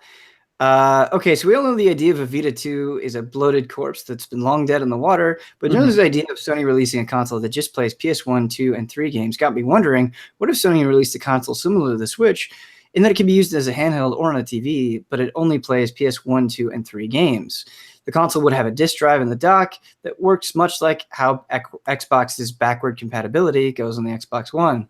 It would just use the disc to certify that you own the game and then let you download the game and run it through emulation. I realize the potential flaw in this idea is the issue that not being able to change the disc while you're away from the dock. But for argument's sake, let's just say Sony were very generous with their first-party titles, at least, and that you'd be required to insert the disc for those games once, and then you could play it whenever. What do you think, Alex? Could there be a market for it? And if so, what price point do you think it would need to hit in order to be successful? I think there is a market for it. I don't think it is a viable product for Sony. They're making too much money off PS4. They're making too much money off PlayStation Plus. Whereas, like, I know Nintendo is doing the classics, the Super Nintendo Classic and the NES Classic, and it seems to butt heads with the Switch. But this would butt heads with the PlayStation 4 even more, I think. Yeah, I think it would be pretty difficult to figure out how that would work. I would see them more likely to go to something that's just completely digital than to do any kind of disk drive on a dock, unfortunately. And, you know, they're still doing this. I mean, they still have PlayStation Now running, so you could expect some form of that to be part of whatever they're doing if they did something like that. But yeah, it's a weird thing to find something that would actually be complementary and not just feel like an alternate version of a PS4. Yeah, I think there's no way that people wouldn't feel cheated. It's just like, why isn't this part of the PS4? Why can't I just put my discs in my PS4? You know, it's really hard for it to be its own separate product, I think. But don't you think to some degree that when the NES Classic and the SNES Classic came out, like there was kind of that argument being made and it still did really well regardless? Yeah. No, sure, but you couldn't ever imagine putting an NES game on a Switch, like physically. Yeah. But I mean, like, whereas a disc, I mean, like your PS4 has a disc drive, so why not put the disc in there? You know, like, moving away from the question a little bit though, do you think something like just a PS1 Classic would do well? How feasible is that? I think so. I think if they didn't go all the way up to like PS3, that they could probably do something like a PlayStation Classic. Yeah, there's something less nostalgic about it. The controller's the exact same. That's a really good point, actually. It's funny. I mean, it could do well. It could obviously do well, but like it wouldn't do as. To be very frank with everybody, Nintendo and Super Nintendo games hold up a lot better than PS1 games. Yeah. I also wonder if maybe just because of the recent trend of re-releases, they've kind of taken the wind out of the sails or something like that, where it's like you put Crash Bandicoot on it, but we just had Insane Trilogy come out. You put Spyro on it, but we're having that collection come out. And so I don't think the idea of like, oh man, I can't wait to play Crash, I don't know if it's quite as strong, especially since those games have been on PSN as well for a long time. The same can be said for pretty much all of the NES, Super NES games. There's not much there that we haven't had access to recently. True, that's true. The argument about not having access to it, I completely agree with, but a lot of the things on the NES or SNES Classic haven't like recently been remade. True. Yeah. Right. Those are the best versions of those games, but that wouldn't be the best version of Crash Bandicoot. Right. But on the NES Classic, you get that's the best version of that game. It's pretty cool. I think what I would like to see more than a PS1 classic. And I'm sorry, Brian, that we kind of moved away from the scope of what you were originally talking about. But I think what I would like to see is like think about the PS1 and the PS2 and how many like weird, really good but really weird games there were, especially on the PS2. I just want like a weirdo box where it's like, hey, all those crazy good strange games that barely anyone talks about, we put them all in one box. Go buy the weirdo box. I would buy the weirdo box for sure. That's 5 years of streaming, though. Yeah, it's solid stuff. Cool. Next one comes in from Joseph. He says, "Hey, Elias, when you're playing a game for the first time and one difficulty setting is too easy, but the next difficulty setting above it is too hard, what do you usually settle on? I started playing Fire Emblem Echoes on hard because the game itself recommends hard mode for players with experience playing previous Fire Emblem games. However, I found the tactics required to succeed in hard mode were too cheesy and time-consuming, and boss units had absurdly high strats. So I restarted on normal, and now the game is basically a cakewalk. Sure, this mode is a nice power fantasy, but I barely need to think to win battles, which kind of defeats the purpose of a strategy game. After playing a few hours in both modes, I'm not sure which difficulty setting to commit myself to. I'd appreciate your thoughts, not just for my situation, but for similar ones that you find yourselves in. Perhaps a simpler way to word this question is, do you prefer power fantasies or a challenge that doesn't feel fair? Or do you just stop playing most video games and you can't find a personally acceptable middle ground?" This is an interesting question. I kind of is hard just like I can't like did I play through it on hard? For what? For Fire Emblem. Like I don't think you gotta be cheesy. I don't think I kind of feel like, hey, get good. I mean, I feel like part of it's also like character leveling and stuff like that. I feel like the game is meant to be played on normal first to build up your characters. I think we're saying there's no normal. I think it's only easy and hard in this character. No, there's three. Okay, but there's 3 difficulties. I'm talking Echoes specifically in this case. Like that's how I did it. I played on the standard difficulty first. Then I was like, all right, that wasn't too terribly challenging, so let me jump into hard now and do that. And all right, that's great. And it was like what Nightmare or whatever. I forget what the last difficulty setting is. And then I would go to that. It's like, oh, I want even more of the last one. Yeah, I want like the more challenge. As time went on in Echoes, though, with the like when I was playing it through the updates, I would default to like the hard difficulty first. I would actually do like the easiest difficulty last. I do hard first or the hardest difficulty first until it got to a point in some of the more recent updates, the like hardest difficulty ones were a little too challenging at first. It's like, okay, this isn't like I can't just overcome this to like sheer like, you know, I have to like really think about this a lot. So I'm gonna go back down. So yeah, I don't know. Like I for me, to answer the broader question real quick, I tend to default to an easier difficulty to learn things better. Like I want to learn how to play a game. I want to learn how to do things like the basics correctly and get that repetition in so it becomes automatic, and then jump up to the higher difficulty setting where it's like, all right, this is going to demand a little bit more of you, but you've got the basics mastered. I don't do well when I'm thrown into like harder stuff initially. It's like, here's the hardest crap up front. Like learn, like you can't until you learn how to get past this barrier, you're going nowhere. It's like, no, I want to learn some like easier basic stuff first, and let's build up towards that.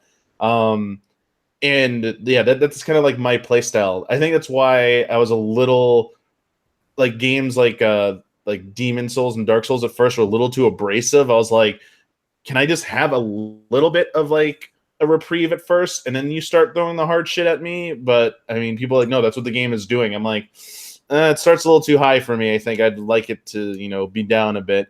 Like Revengeance, like played on normal. I was like, okay, fun stuff, but like that game like is made to like keep upping the difficulty as you get comfortable. Like, all right, turn it up. Like it gets better. Like I like that ramp up.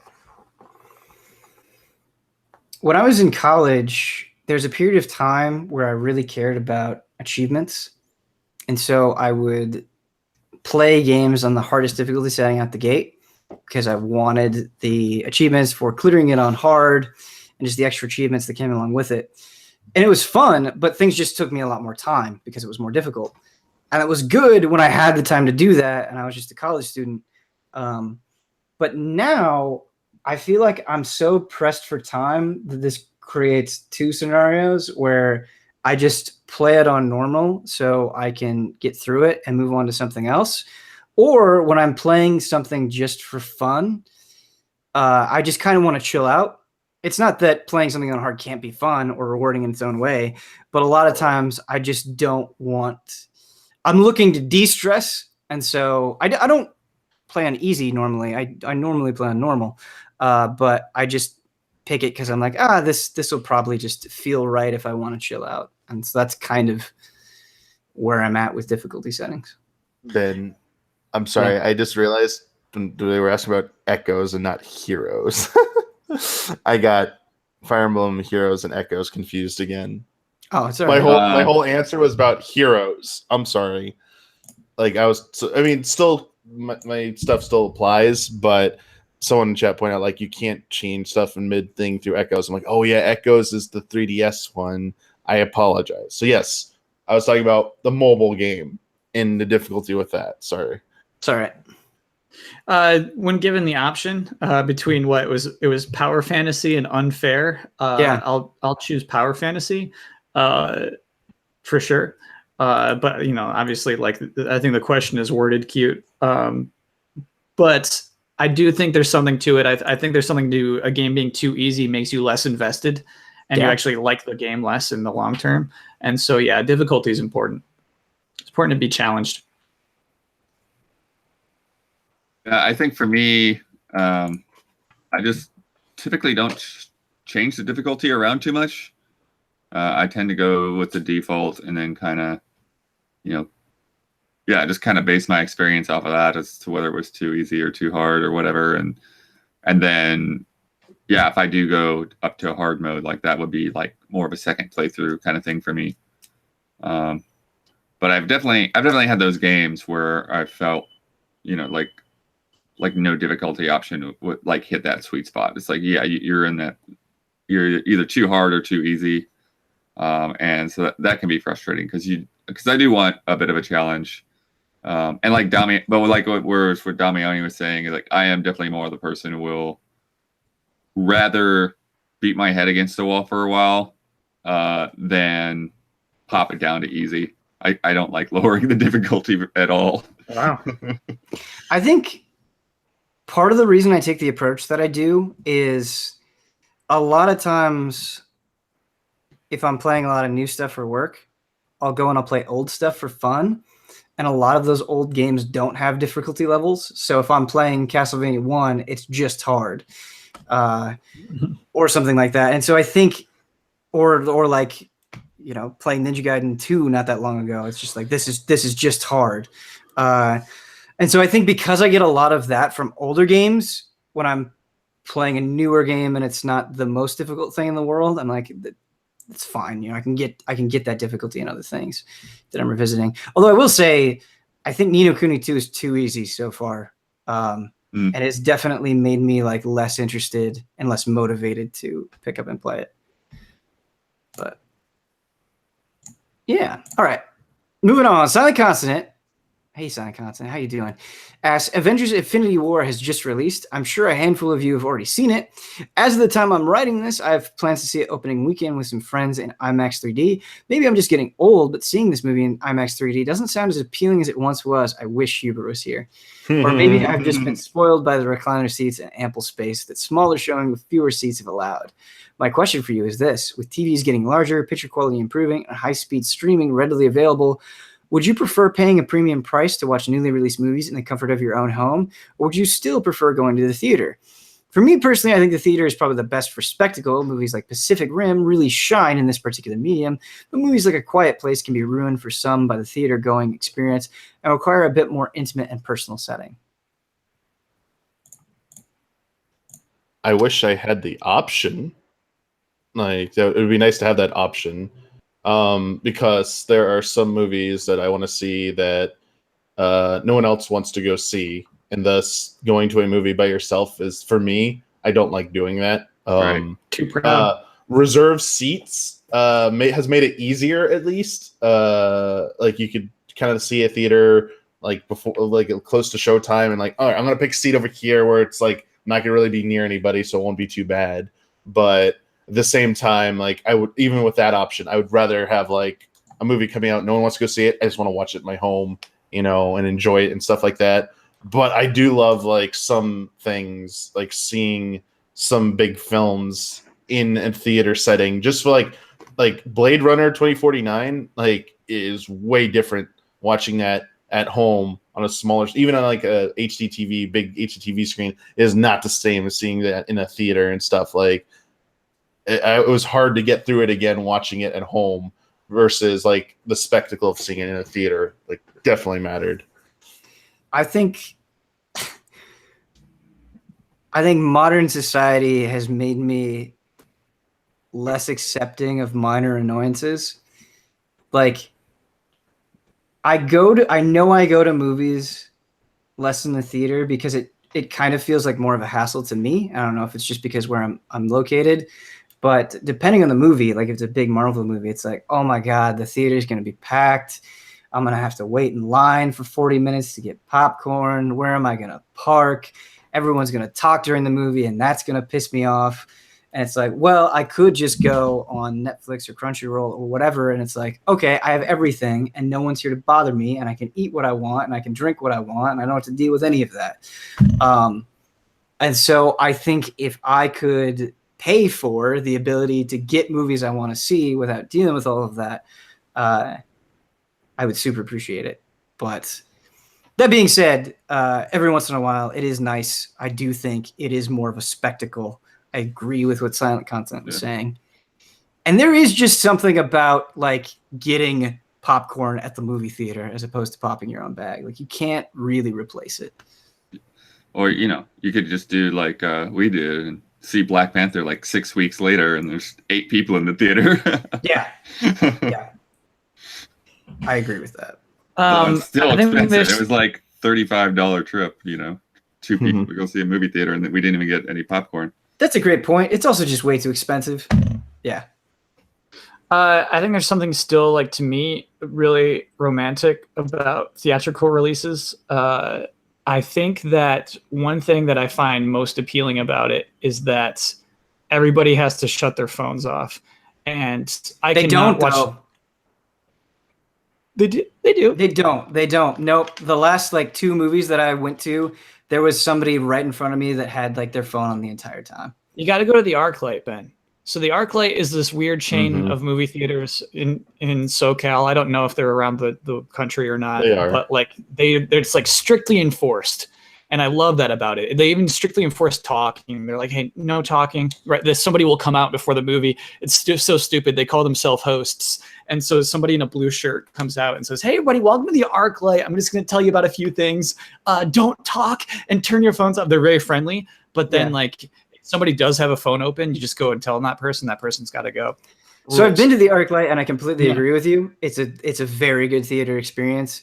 The thing for me is when I normally can see movies is on the weekend, and I really hate the drive, and so I don't really want to drive to an ArcLight because it's like a pretty reasonable distance away from me. I'd rather just go to a local theater.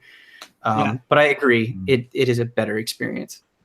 I love the theaters. The one that we usually go to, the reclining seats.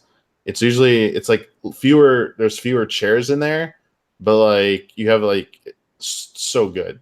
Like I feel like it chills everyone out. People like just get comfy and stuff, and like no one like feels like the need to like do anything but just lay there and like watch the movie pretty much. It's like nice. Yeah.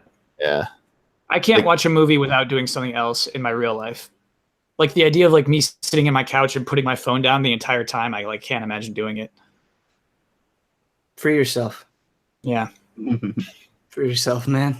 Free yourself.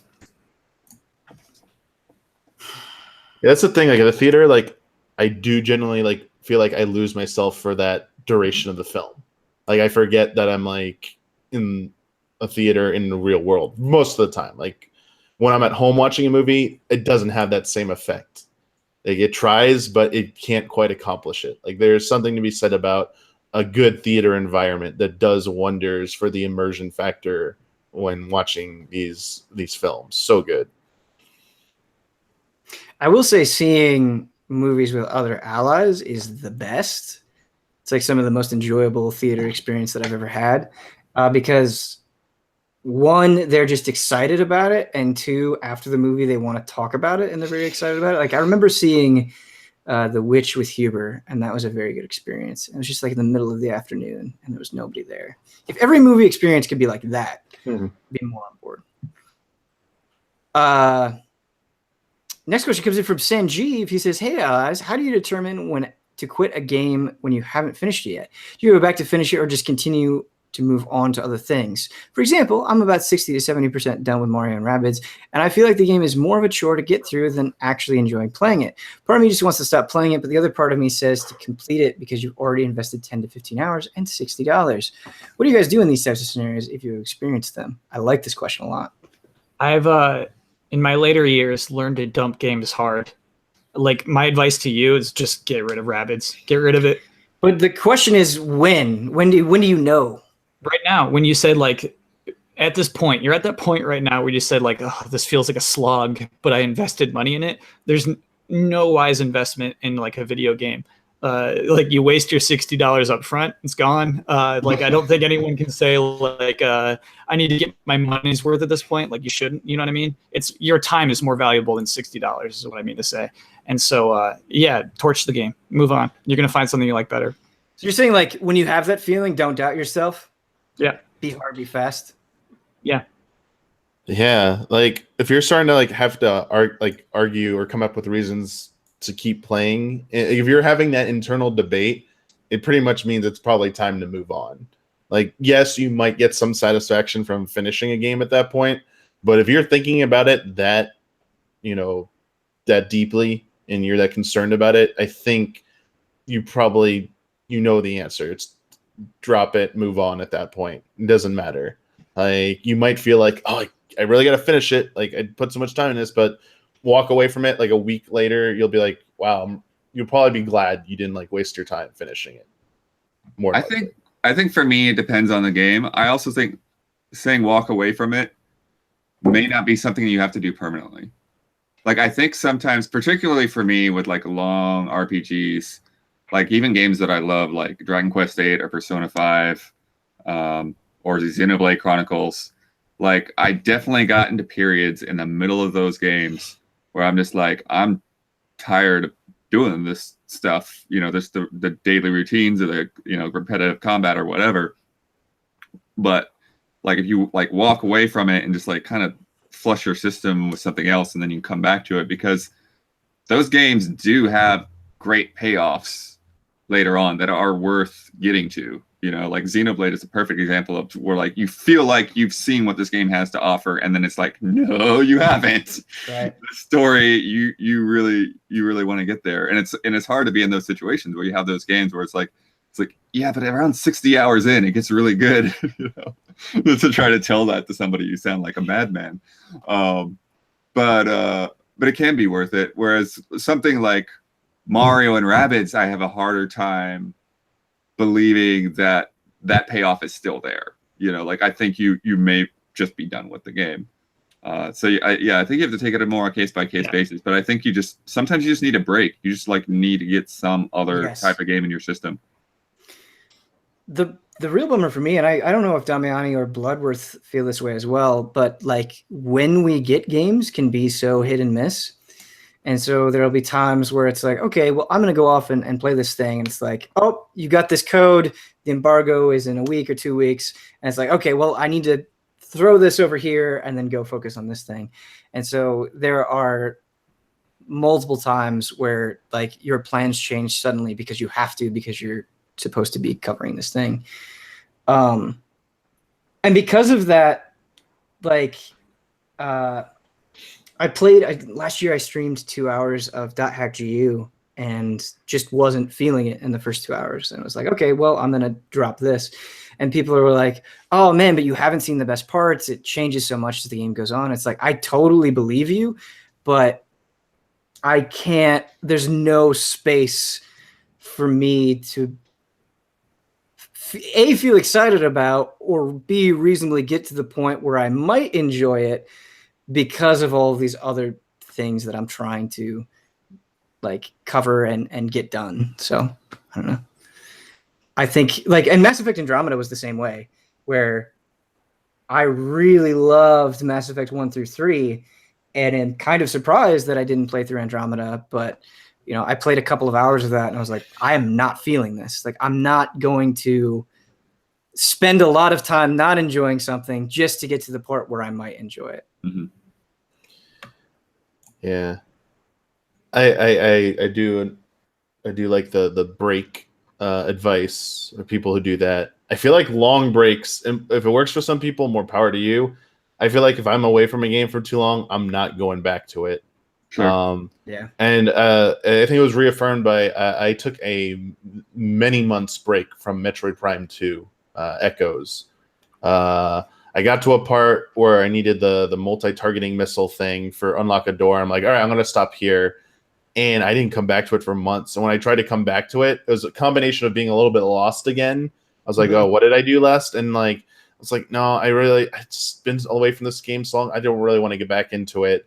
So with that, but yeah, I mean, Rogue Galaxy, I the reason I don't stream anymore because like I got tired of it. I was like, I don't want to play this anymore. Like, I think you made the right call. Xenogears as well. I was like, okay, I get it. This is a cool battle system stuff. It's like, I don't think I could finish this game. I think that it's just I've that one specifically come back to too long after it came out. It's a little hard to get back into. I can appreciate what it's doing, but I was like, I can't see myself playing this for like 80 hours. I'm like, I'm sorry. Like that window has passed for that game. I don't see myself going back to Xenogears. But yeah, that's what I was saying. Like I think I come to a point where I played a game like I don't think I need to play this anymore. I think I'm good. All right. Thank you for the question. Alex, hello to the capital A allies. First of all, hearty congratulations on a very successful fundraising stream last week. I've enjoyed all of your content since day one of EZA Allies. It was great to see you all so blown away by people's generosity. Yes, it was incredible. Now, my question this month is, if each of you were to show up on a Suikoden-like JRPG, what would your character portrait look like? Smiling, scowling, agitated, brooding, nose turned up, etc. And what weapon would you wield for battle? Sword, axe, scythe, bow staff, daggers, crossbows, knuckles, magic user, etc. Feel free to explain if the question is confusing to anyone. No, I think they've got it. So what would your static face be in your character portrait? What kind of expression would you have? Let's get that out of the way first. I would probably be like stroking my chin, thoughtful kind of thing. Yes. I'd look as intelligent and as smart as possible because I'm going to be a magic user and I'm going to have a cool relic. I got a cool relic weapon in my pose as well. You know those people who don't know how to smile for pictures? And so it's like kind of a smile, but it's not quite there. And you can't really tell if they're happy or not. It'd be that. That'd be my smile for my character portrait. So mine's like this. And my weapon is called the Liar's Dagger. And I insist it's extremely powerful. Okay, and so I'm like, I get it. I have the most powerful dagger in the world. You need to recruit me. And it's called the Liar's Dagger. It's a good. And it's up to you to determine if that's the truth or not. I like that, Kyle. And it's clearly not. I'm just going to ruin your party. You should not recruit me. But recruit? I would definitely recruit you. Yep. Yeah, my weapon will probably be like a staff or spear kind of thing. Even in Kirby, I liked the little staff. It's a Waddle Dee Kirby. Yeah, that's cool. Is it breaking the rules of the question if I say like using other animals as my weapon? Oh, that's cool. No, Beastmaster. Yeah, that's what I want to be. I want to be a Beastmaster, but like only adorable little creatures that I summon. And they don't do any damage, but you still keep them in the party because they're really cute. That's what I want. Nice. Okay. Damian, what would you'd be a magic user, so would you be wielding a staff? Yeah, like some kind of like when I said relic, like some kind of like object imbued with like my magical skills, like that. That's where I channel it through, like a stone. like it'd be like a rune or like I was thinking like it could be like Harry Potter style wand, or it could be like a staff, or it could be like magical stones or something like that, or like circular objects like Doctor Strange looking things, something like that. You know what I want to see for you, Damian? I want to see like every finger with like a gemstone ring, and those are your powers. It's like you're using your fists, but you're also using magic. Damiani, That's Mandarin. I remember why I was thinking of Crowley is because in Suikoden you go to this cave and you find this ridiculously powerful mage named Crowley who's just in this cave and he's difficult to find. And now I can't not picture you as Crowley. It's like legendary spellcaster. My hot take is I hate how Ozzy Osbourne sings. I really like it. But I understand where you're coming from. I haven't heard a song where I'm like, this is good. These are good vocals. Like I've not one. Yeah, I enjoy it. He's not the greatest vocalist. I'll definitely agree with you there, Kyle. Like I could see how people. How much Black Sabbath have you listened to, Kyle? Probably been like 40% of 5 songs. Okay, that's probably my favorite Black Sabbath stuff is not the most popular stuff. Like I'm not a big fan of the song Iron Man, for example, even though it's a legendary song. And I really got attached to Black Sabbath once I dug a little bit deeper. And so I'm curious if you'd like it a little bit more, hearing some of those albums. But yeah, I get it. I think a fair number of people feel that way. Okay, soft take then. Soft take. I get it. No, I think Ozzy's right. Ozzy's right. Maybe a tome weapon, like, or using like a book or something to cast. Love books. Yes. Love them. I love that. Like drawing like the like lines stuff, not ley lines, but like drawing like the symbols and stuff to channel the spells. What's funny is I can't imagine a character like holding a book without having like some long flowing robe at the same time. Like if like those things somehow have to be together. Because the book has like energy that pushes the robe back and makes it. Yeah, for that, I'm gonna make a character now, Bloodworth, the most like heavily armored, like melee looking character who just like reads this book. Like they look like they're holding like a axe, and there's like they draw a book, and there's like everyone's awesome. like, what? I really want after you get recruited that you kill the party. That's what I want. Like that's how, like on purpose or accidentally? No, on purpose. Okay, because I was like, let me show you, like, show us your skills. All right, boom, you're all dead. Well, all right. Well, maybe next group will work out better. Right, you weren't powerful enough to be in my party. That's right. Yeah. I'm gonna only use 5% of my abilities here, everyone. So I'm like worried. I'm like, okay. Like I'm only gonna use 5% of my powers because I just want to give you a taste of what I have. But I'm really worried. These team members are probably super skilled. They're probably gonna laugh at me. But I was told don't use that much of my power. So use 5% and you all get vaporized. And it's like, oh geez. Next time 1%. We're going with 1% next time. Mm-hmm. Next one is from Shadow. Just a fun, lighthearted question for you this month. Has a game ever inspired you to visit a place? Whether you actually went or not, I've always wanted to go to Japan since playing Shenmue, for example. I don't know if there's a real world place that I was like playing and I was like, oh, I have to go there, like because of a game. Yeah, I can't think of anywhere that I've actually gone because of a game. There are plenty of fictional places that I want to go to because of games. I guess like it was interesting to see the fictional California and GTA San Andreas. Sure. And to like want to see those things, want to see like, hey, where's that part? Where's that thing that's like that? I feel like there might be some GTA stuff. And even GTA 4 is like, it's got some New York stuff where like it was kind of the opposite. It's where like I want to find the things I've seen in New York and like hang out in places that are like New York like. And it has some places like that are kind of cool. Cool. Yeah, I feel like I've definitely had more of the opposite, where it's like hop into a game and it's like, oh, I know this city. Let me go find things. What do they actually put in here? Yeah. Next one comes from Ulf. He says, hello, allies. This is a question for those of you that have streamed games using emulators or are open to doing it in the future. Is there anywhere you draw the line for using an emulator to stream games? Would you ever use the excellent PPSSPP or the $no $GBA to stream classic PSP or GBA/DS games? Am I using the wrong GBA emulator? Mine's MGBA, and I just Googled it. I've used Visual Boy Advance. Whatever but I works haven't for streamed you, it. Kyle. It's fine. All right.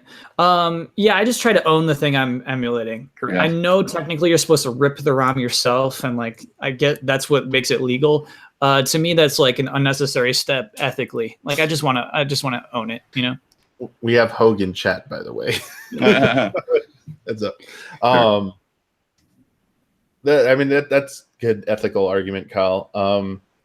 I would prefer to only use emulators for stuff that is too expensive to buy. Like you technically can still buy it and own it, but you'll either go bankrupt or you can't afford it, so you'll actually go into debt to obtain it. And it's like that's just ridiculous. Like there's no other cheap means to get it. Like it hasn't been released digitally or anything like that. Or a game that's defunct, like a game that you can no longer technically own, like a digital game that has stopped. So you have to go through private servers and or emulators to make it work again. I have no problem. Like I have no moral objection to using emulators and other unofficial means to playing those games to showcase them. Otherwise, they'd be like lost to time, which sucks. I think we're really fortunate that we can stream most things. But I've never streamed a PSP game, but we have no way to stream PSP games at all. Vita, we have less of a way. Well, like both of them, you kind of can. PSP, you can just hook up component cables. Wait, what? I mean, there are some PSP games that you can't play, that you can't download, and you can't play on PlayStation TV, for example. Vita, though, that's not PSP. Vita games. Yeah, Vita PSP, games. You can just PSP has component video output that you all can right, stream then I'm just completely wrong. Vita because I haven't tried to TV stream doesn't PSP let you games. play every game, but you can. If you never update your Vita TV, you can jailbreak it and play any Vita game on there. Just some of them you still can't control. It's like you don't touch controls, like you're screwed. It's like luck with that. And I mean, like, just to be completely open, we had a discussion about Aliens vs. Predator, the arcade game. Oh yeah. And I was like, hey, can we do this? And I think we determined not to because of the ethics, but like I want to stream that. Yeah, it also depends on like who owns like the licensor, like how big the like Aliens, like that series is still popular and like the rights holders might get like the IP owners, not of the game, just like of the Alien AVP or just Aliens or Predator, which is Fox right now, would get pissed about that. They'd be like, no, you never know. But like more obscure stuff, it's like generally like, the company's gone, it's defunct, and who owns the rights? Who knows? Can't even play the game legally anymore. So it's like, okay, cool. It's like, who's really going to come after you at that point? It's like, who cares? It's just like, just do it. Like, it's, the game, you want to showcase a game, and there's no other way. It's like, what do you do at that point? Some emulators make things look better. So here's one thing. I mean, this is kind of throwing the question back at the rest of you. Like Dolphin can make games look way better. Like we wanted to play games in HD and stuff, and it's like, or better resolution. It's like it does. You technically could put the disc into your computer and play it, and it's like, But like that's while emulators aren't illegal, it's like you technically are not supposed to stream stuff that are running on emulator on Twitch. Like they actually have like a little thing that's like doing modified Smash Brothers is technically not allowed to be streamed, even though people do it. Like streaming Dolphin stuff is technically not allowed on Twitch, but people still do it and no one really cares. So it's like I did it. It's like where it's fun gray areas sometimes. Just know you can at any point you can get burned. But how do you feel about like that? Like using emulators to make stuff look better? I honestly genuinely fall in line with Kyle, where it's if I own it, I feel pretty okay about it. Not that I won't give it any more consideration, but that is just kind of a line that I've drawn for myself, I guess. I'm not sure if that's the correct line of thinking or not. Yeah, I mean, to me, I'm a little bit more of a purist, I guess. So, like, I prefer to just play on original hardware. I prefer to use, for instance, my Game Boy player than pulling up a Game Boy emulator.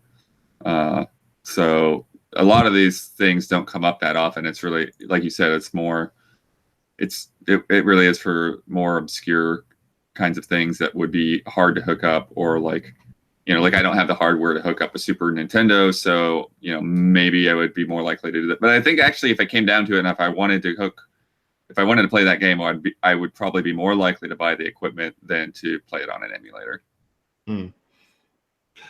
Another interesting one, like last thought for me, that I would stream, and I morally feel okay to do, is example. We talked about this before somewhere. Donkey Kong Country Returns on Wii has motion controls, no way around it for the roll mechanic.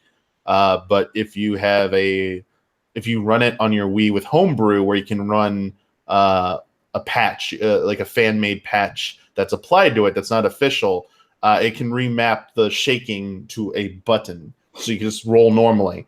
And I got that immediately when that game came out. I was like, as soon as it was available, I was like, screw Nintendo for forcing this on me. I don't like this. Like, give me the option at least to play normally. I had no qualms. Like, I will openly be like, I loved it. I don't care, Nintendo. You're still playing the game in that case, though. I mean, I know, but like a mod, yeah, it's a mod, but like still, like Nintendo would probably be like, don't do that. Like, I can just see them like internally be like, don't stream that, don't talk about that. Like, you're not allowed to. It's like, I don't care. Like, yeah, I made a game more enjoyable for me. I think they're probably less concerned with something like that than playing like Darth Vader into Smash Brothers. That obviously, yes. We are fast running out of time. How do you guys say we do 3 more? Does it sound good? Yeah. Good to the crew.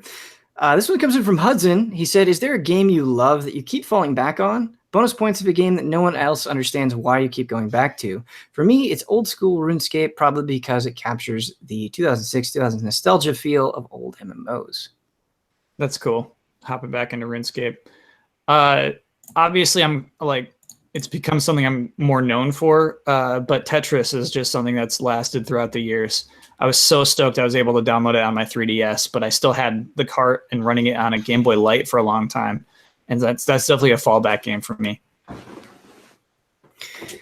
Yeah, I wonder what the criteria is for falling back to it, because I don't do it like that often, but I still go back to Phantasy Star Online every once in a while. Mm-hmm. And I get really upset because I've had people, and I think Damiani might have even done this, where they're like, oh, Phantasy Star is just like these other things. And it's like, no, you don't understand. Like, nothing feels quite like this. Like, there's still something special about Phantasy Star Online and the way it does combat and the way that it splits up its environments. Like, there's nothing exactly like this. And so all these years later, like, I still get a lot of... Monster Hunter.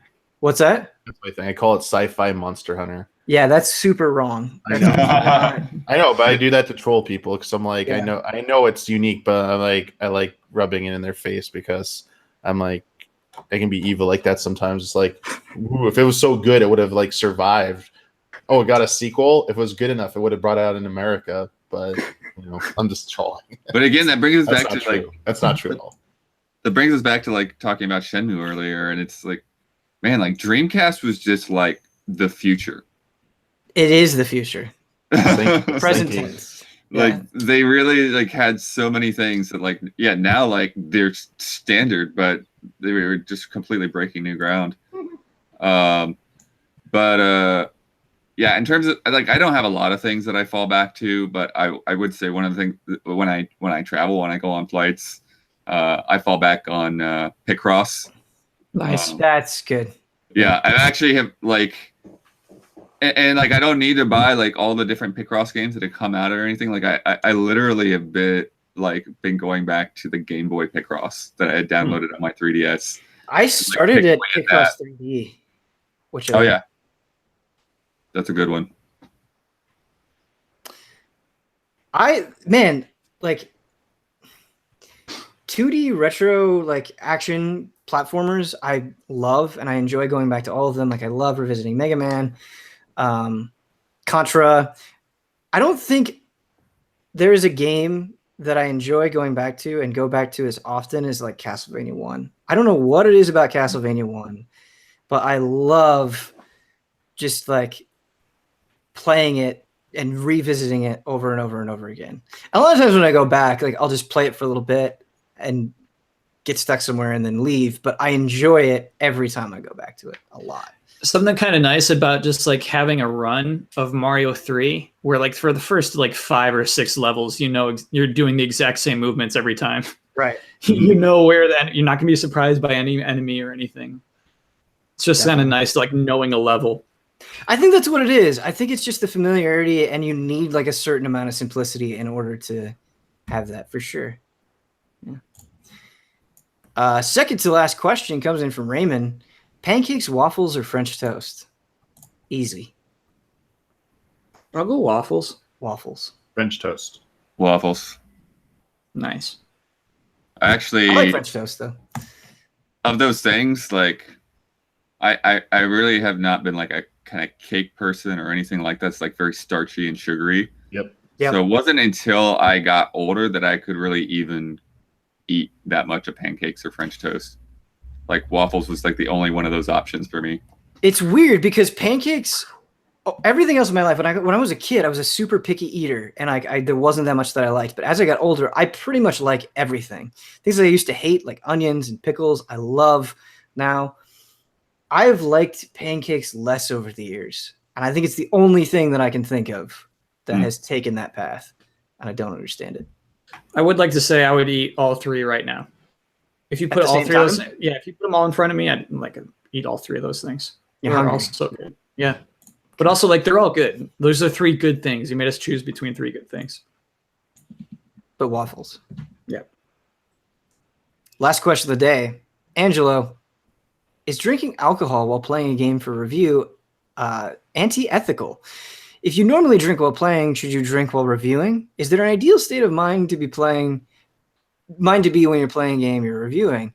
Feel free to take the question seriously or give a silly answer, whatever you feel like. That's such an interesting question. It is such an interesting question. For me, I don't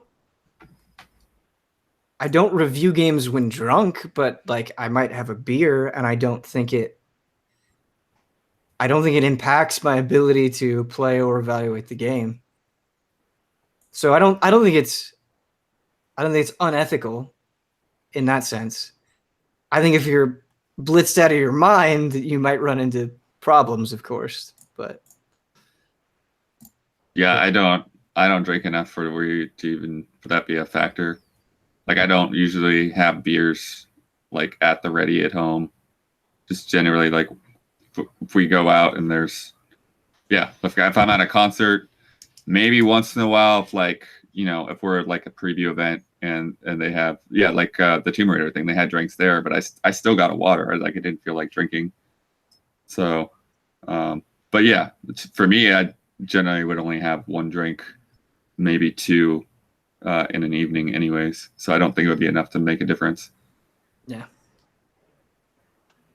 So I think that I got a weird opinion about this. Is that it's almost just like whatever the end result is can determine whether like that was a good or bad thing. Like some people work better high, and some people drunk is like tough, but like work better, with a couple of drinks. I think that like on air stuff, it's like no, you should never be high on air. You should never be high on when you're like doing a performance, because like you're not going to be at the height of your intelligence, and it makes the audience uncomfortable. But like, I kind of think that like, if that's your process, if the review is good at the end, I don't think it's unethical. I really don't, because everybody has different states of mind. You know what I mean? You can't count on somebody being on a good state of mind throughout the entire review, because like they could just have a bad day, Right. And so I told Ben about this recently. When I did the Crisis 2 review, I was completely disgustingly sick. Right. Yeah.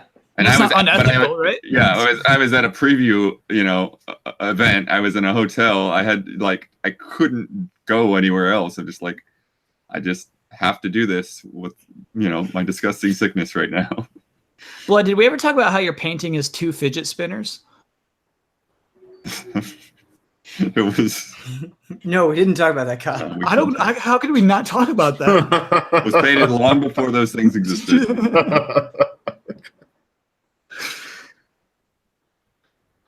I think that might be the end of our Q&A. What better place to close it out? It seems like there's a wait, Damian, I want to give you a chance to answer. I don't think you talked about it. Do you think it's unethical to drink when reviewing? I mean, I don't. And I don't really drink that much, period. I think if that is within your normal functions, that you can have like a drink or two, so be it. If you become impaired, obviously, no. But like if it's just something you normally do, like if you every day you have like 1 beer or something and you function completely fine, I don't see any reason, why not? Like within the confines of your home. If you're in a work environment, like you're at an office or something, probably a different story.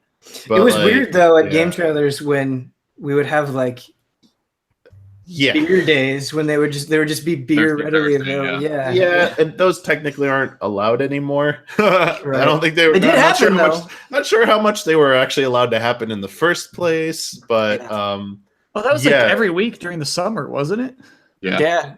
Just a big cooler. Just a big cooler, and like, you go get a drink. Yeah. But in general, I think it's generally either frowned upon or like HR has policies against like consuming alcoholic beverages like in work premises and stuff, unless it's like a social event like outside or it's designated a social event or something like that. Oh yeah, remember like later years when they had the parties in the parking lot, and the security would stop you, like you couldn't carry the drink into the building. Oh yeah, I remember people getting stopped and stuff. I laughed at that. They're like, "Why can't I go back in the building with a drink?" And I'm like, "Well, probably because you're not allowed inside with the drink. Like, listen to security, dude." Like people, it felt like sometimes people are going to get a little belligerent about that. I was like, holy crap! It's like this is you're illustrating exactly why they don't want you to let you back in the building with your alcohol. I think exposing Viacom is a good way to end.